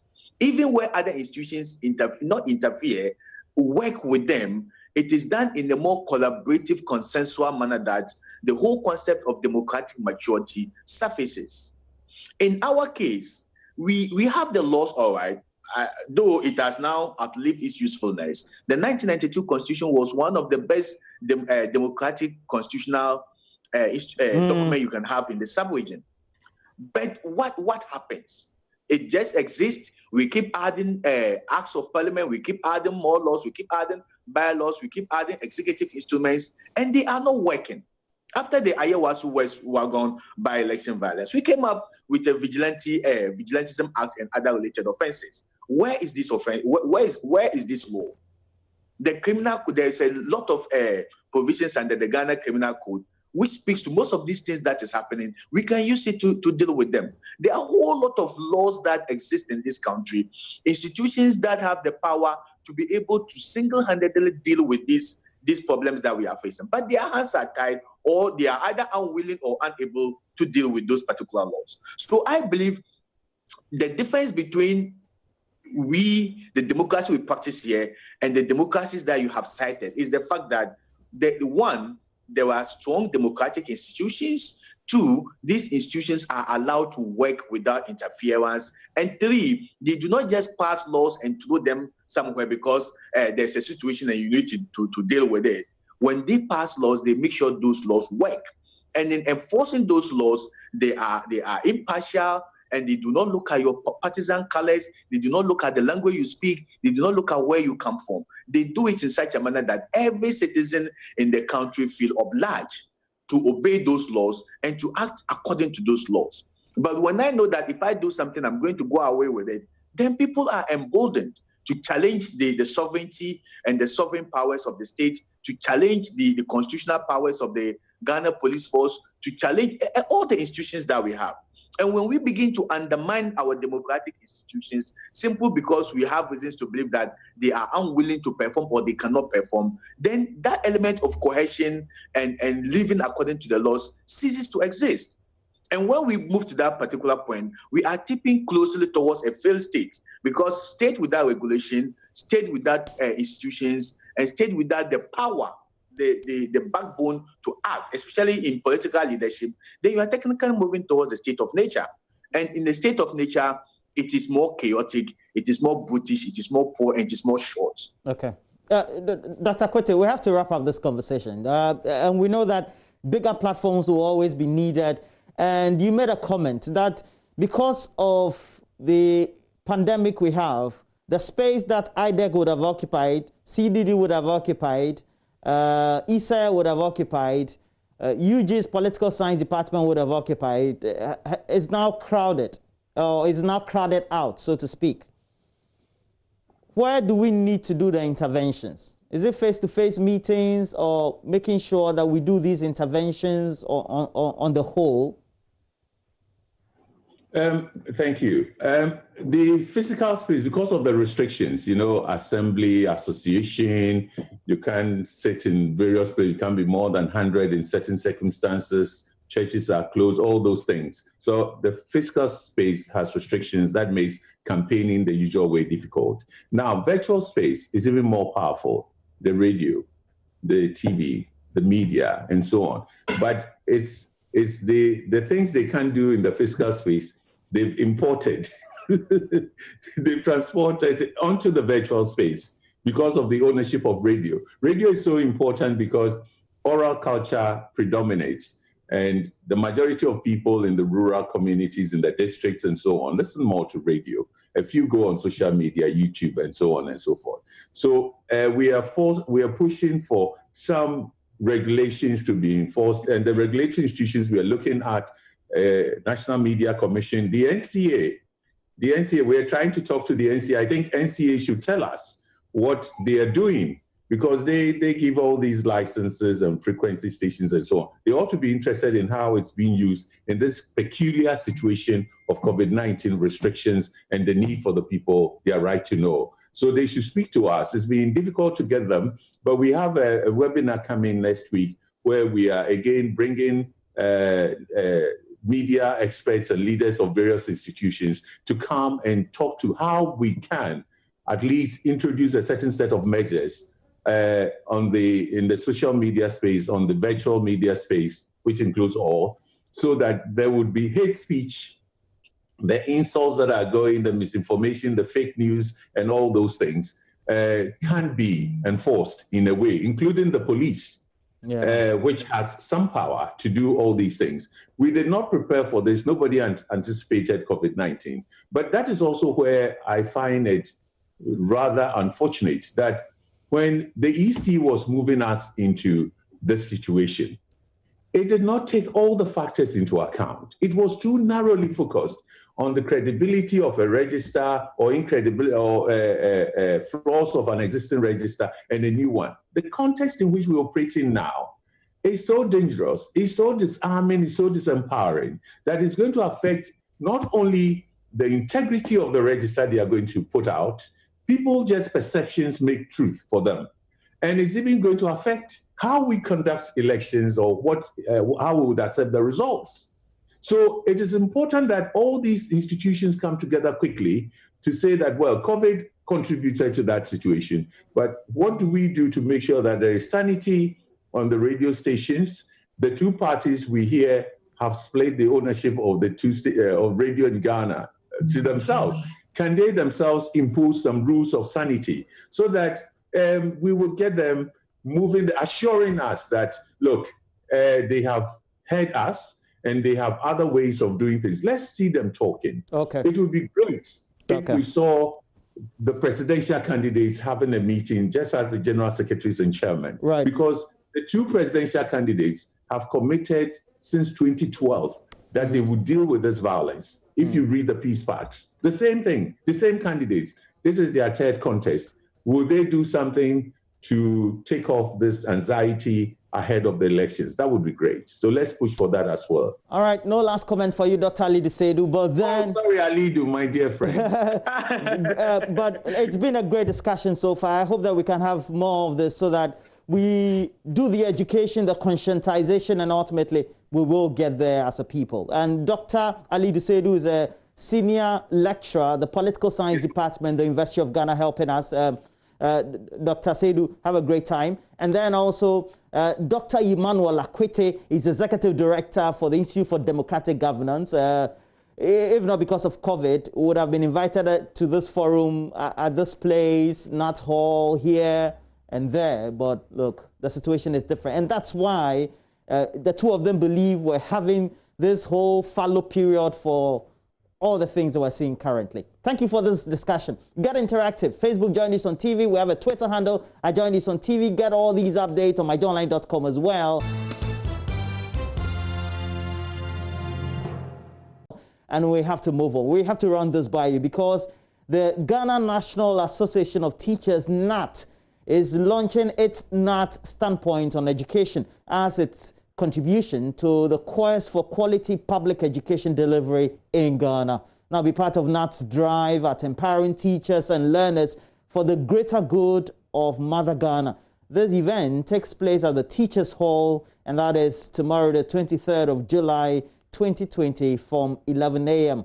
The guest of honor is the Reverend Professor Emmanuel Ador, being President, Presbyterian University College of Ghana. Reviewer will be Professor Dominic Mensah of the University of Education, Winneba, and attendance is strictly by invitation. NAT development starts with people and their education. Golden Finger Industries Limited is a fast-growing manufacturing company processing fruit into quality organic cosmetic products, cleaning disinfectants, and also produced right here in Ghana under certified FDA conditions. They have in stock GF hand sanitizers, GF rubbing alcohol, GF Jettle antiseptic, GF multipurpose liquid soaps, GF hand washing soaps, antiseptic cleaner, GF also named as well, GF multipurpose glass cleaner, and they are located at Giselle Estate, SEC DVLA on the Wager Road. Contact them on the following line: 054-6274-070 or 054-6273-990. They also do have a reliable landline or office line, and it is 0302-957950.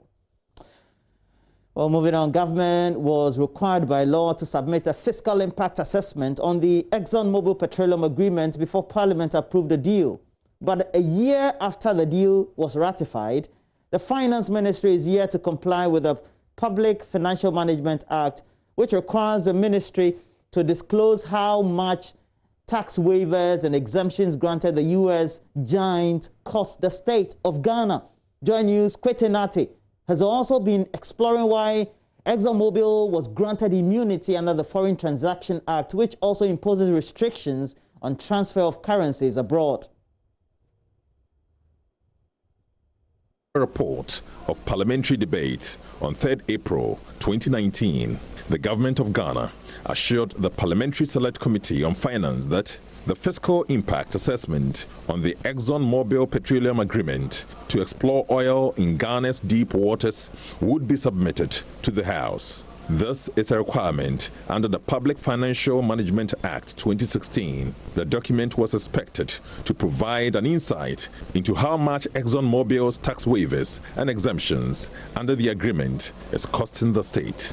The law provides that, quote, any legislation to be laid before Parliament or proposal submitted for the approval of Parliament shall be accompanied by a fiscal impact analysis stating the estimated effect on revenues and expenditures for the financial year in which the legislation or proposal is expected to come into effect. The fiscal impact analysis will determine the benefits the country will derive from the agreement and how this relief would impact the revenue of the country. But Joy News checks have revealed government has failed to submit the fiscal impact assessment on the agreement. Former Deputy Finance Minister and member of the Finance Committee in Parliament, Ato Forson, confirms to Joy News the agreement was approved without this critical report. He's however disappointed that for over a year now, the government is dragging its feet and has still not remedied this breach of the law. The government of Ghana promised us that they are going to cost them and bring them to Parliament for approval. It will surprise you to know that indeed a year now, government of Ghana had failed to provide to us how much is going to cost the taxpayer in terms of tax exemptions that we are granting. But Vice Chairman of the Energy Committee, George Duker, defends government, arguing that such delays are characteristic of how Parliament works when it comes to ratifying agreements. We just resumed, and at the appropriate time when we get to know the details. Yes, you know, some of these things. Yesterday I was in Parliament and I was having a discussion with a friend, and they said they came to Parliament to discuss 2016 audit report. I mean, PAC report 2016. It's not 2017. So yes, it could be a year, but I believe as far as this industry is concerned, I would say that we're still within time. Yes, it's good. You are monitoring, you're tracking. ExxonMobil Exploration and Production Ghana Limited, according to the agreement, is to explore its deep water Cape 3 Points block offshore for 25 years if commercial discovery is made. This day has been a good day in the sense that we have brought into our oil space a company with the strength, the reputation and competence. And that nameplate, ExxonMobil, in our oil and gas exploration space will indeed give us a lot of credit in the industry. We are excited to bring our technology, and as you said, you know, we have a unique place on that, and we are looking forward to working here, to opening an office here, to working with you to hopefully find and have success in this ultra deep water. It's a good day for Ghana, and I hope it's going to be a good day for Exxon. It's been a relatively tortuous road to bring you to Ghana, but you're here. And I want to welcome you very warmly. Government came under a backlash from civil society groups, including the Public Interest and Accountability Committee, over this deal. They sounded the alarm because open competitive bidding, which is the recommendation of the Petroleum Exploration and Production Act 2016, was not followed. This is a position the former Deputy Finance Minister, Ato Forsen, has supported in the past.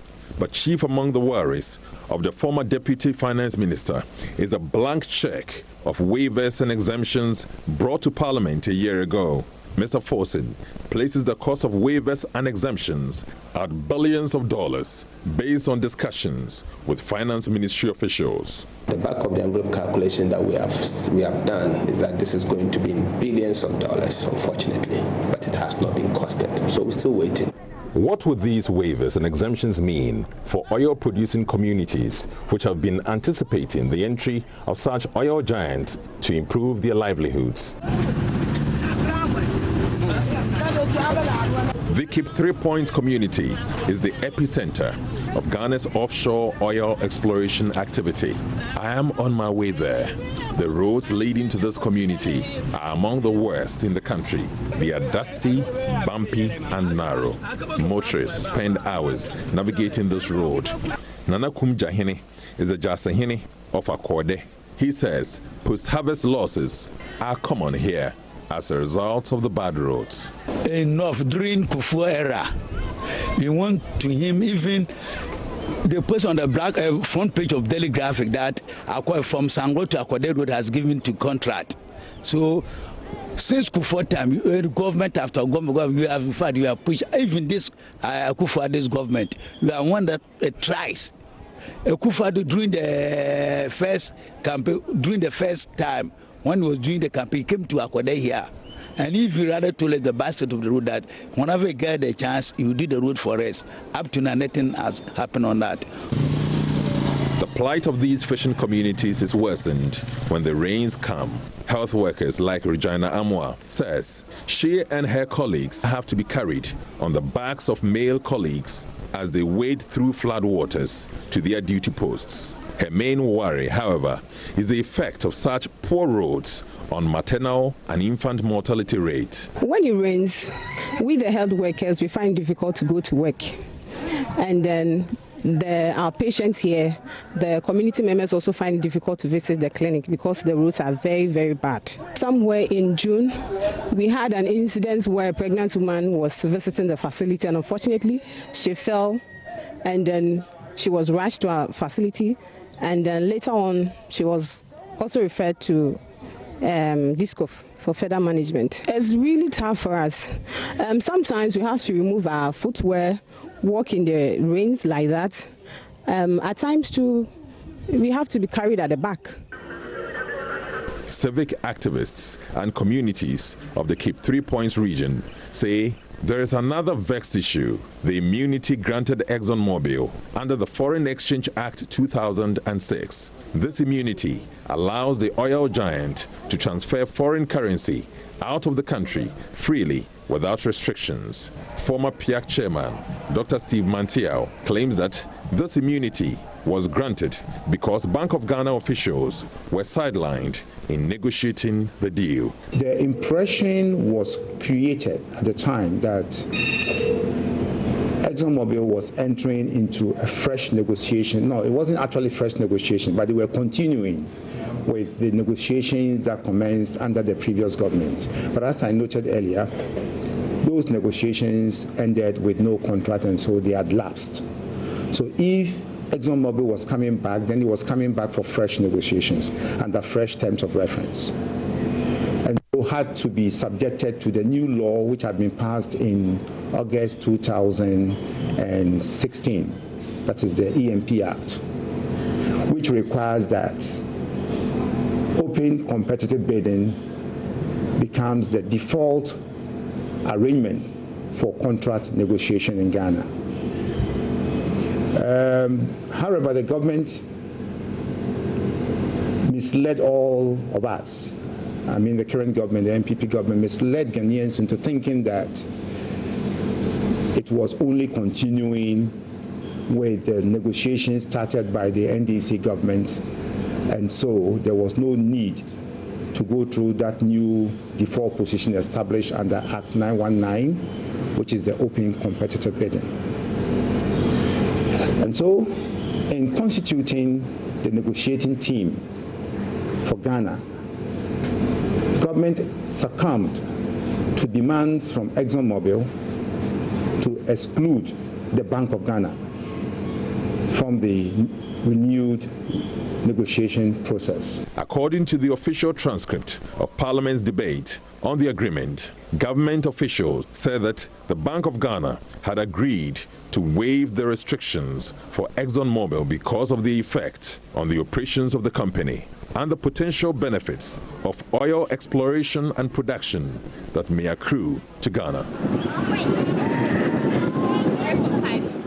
Well, and that is this great report put together by Kwete Nate. And I tell you, we'll bring you more on subsequent programming right here on the channel.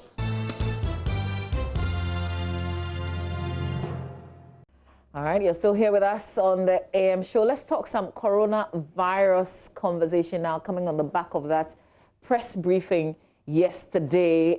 And the Ghana Health Service Director told us quite a bit. Let's touch base with Dr. Michael Owusu of the KCCR. Let's have the conversation. He's joining us. Good morning to you, Doc. Good to see you. Thank you for your time.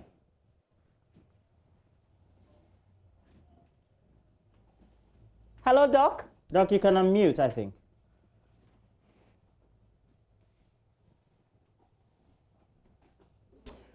All right, apologies, but Doc, let's see if we can get the sound now. Good morning to you again.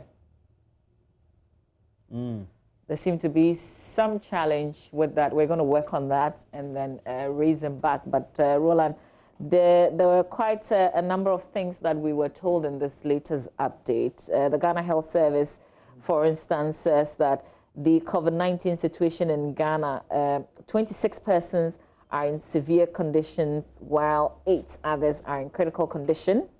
Again, 4 persons who have tested positive for the virus are on ventilators. The total number of tests conducted so far is 353,752, comprising 129,462 and 224,290 tests conducted through routine surveillance and contact tracing, respectively. There's a clarification with the contact tracing that we have to also run by Dr. Michael Owusu if we get that connection with the sound clear. But one of the things we'll be talking about is the backlog, 23,000 backlog of COVID-19 samples yet to be tested. Some of us took a test like 3 weeks ago, 4 weeks ago, and we haven't seen the results. But of course, now we're told that if it's been that long, then you may have even recovered if you have definitely. COVID-19. And that was the main focus of the interaction on Wednesday or on Tuesday, so to speak, because the Ghana Health Service wants to have a certain posture towards the way they communicate, and it was indicated that apparently we only had 18% of the cases active up to date that we've reported. And they also wanted to communicate, especially the Minister for Information, that when we keep reporting the larger numbers, up-to-date cases, you know, we tend to use that phrase, up-to-date cases, 28,000 up-to-date cases. But beyond that, we talk more of active cases than the total case counts. No, it's these days that we're trying to. But even at that press conference on Tuesday, there was breaking news, so they wanted to put it on a site for one of the stations. It was, we have recorded 500 and something number of new cases, and it brings Ghana's total case count to this 28,000. But the reality is that we only have in excess of 3,000 active cases. And if you have to postulate all that in a great context, it will mean that we only have 18% active cases, so to speak. And it has to be put into that perspective. All right, great. Let's touch base again with Dr. Michael Owusu of the KCCR, who's joining us. Hopefully, we have a great connection now. Good morning to you, Doc. Apologies with the back and forth. Yeah, good morning. Good. So this backlog, I want us to start on that note. Maybe check with Kumasi how KCCR is doing. Do you also have issues with backlog? Yeah, so good morning to all your viewers. I think it was announced somewhere last week when we had difficulties in getting reagents about backlogs, both in KCCR and Lukuchi. But as at last weekend, we had quite a number of reagents coming in. So we are almost through with our backlogs.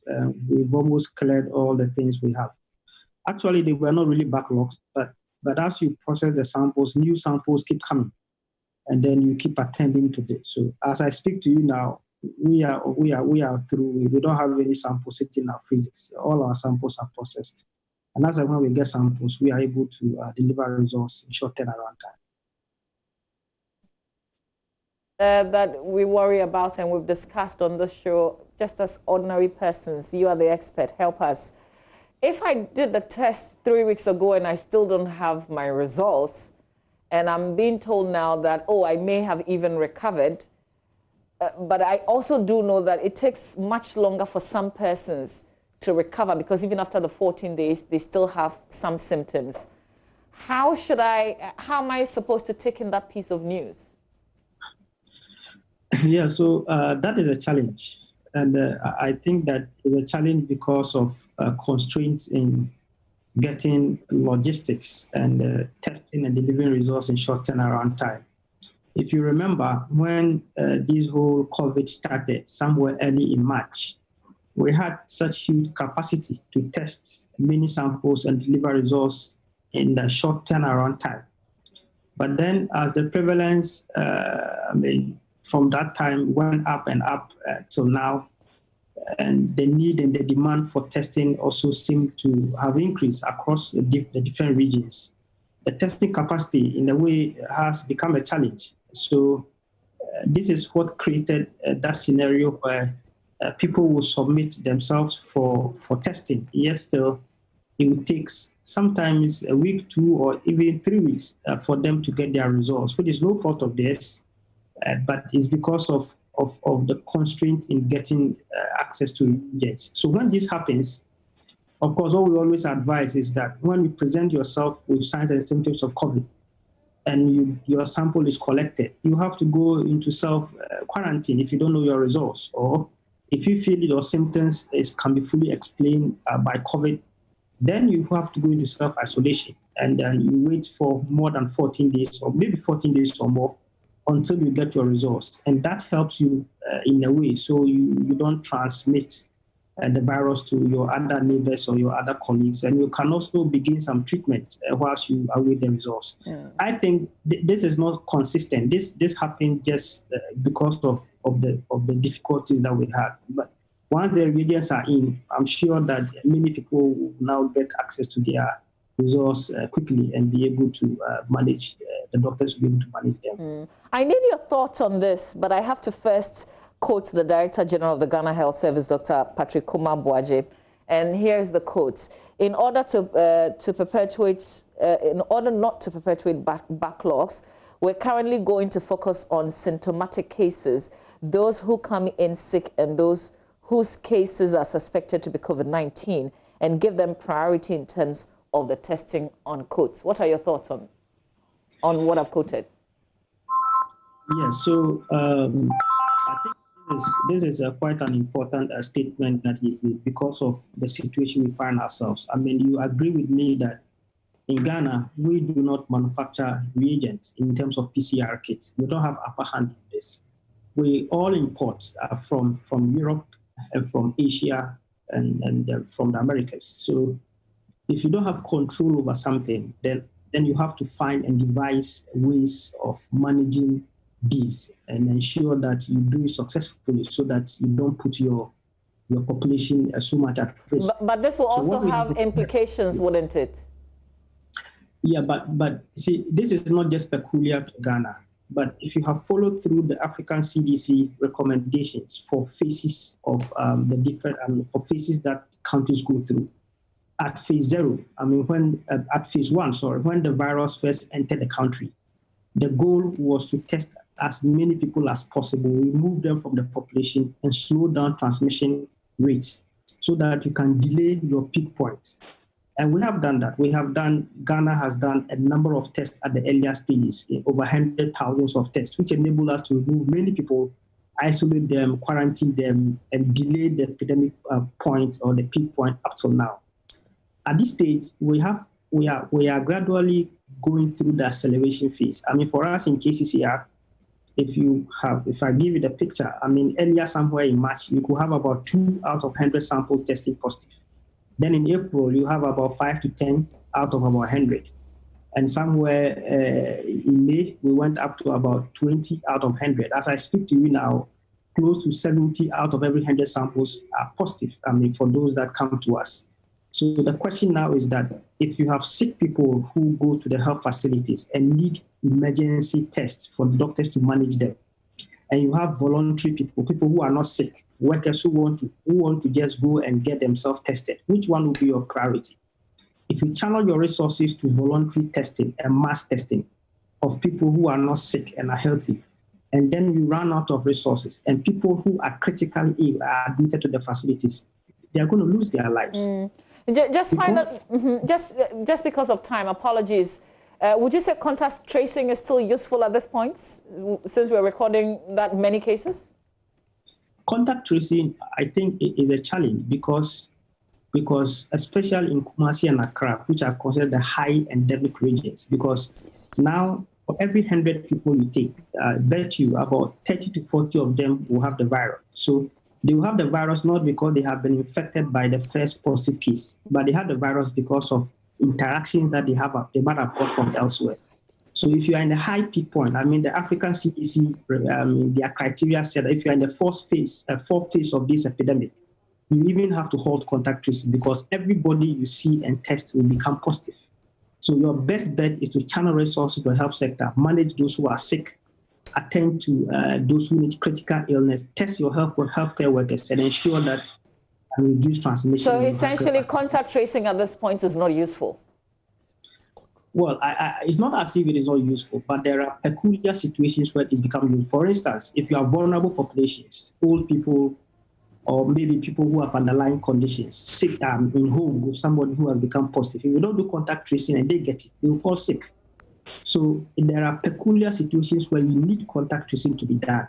But like the earlier phase where you can go mass and say you are testing large populations because many of them have become exposed or contact, looking at the phase where we are, that rule will become a bit of a challenge. But when you have peculiar situations, those who are vulnerable, those who are sick, those who are asthmatic, those who you know that when they are exposed, they can easily get a severe form of the disease. Those people, I think it's important to do active contact tracing and then you help them. We appreciate your time today, Dr. Michael Owusu. We'll come back to you again. There's an Africa conversation you know, the fears that this could spread rapidly in Africa going forward. We'll have that conversation with you in the coming days. But we appreciate your time this morning. That's a virologist with the KCCR, Dr. Michael O. So stay with us. Before we wrap up, of course, we have to talk show business. Kadi is up next.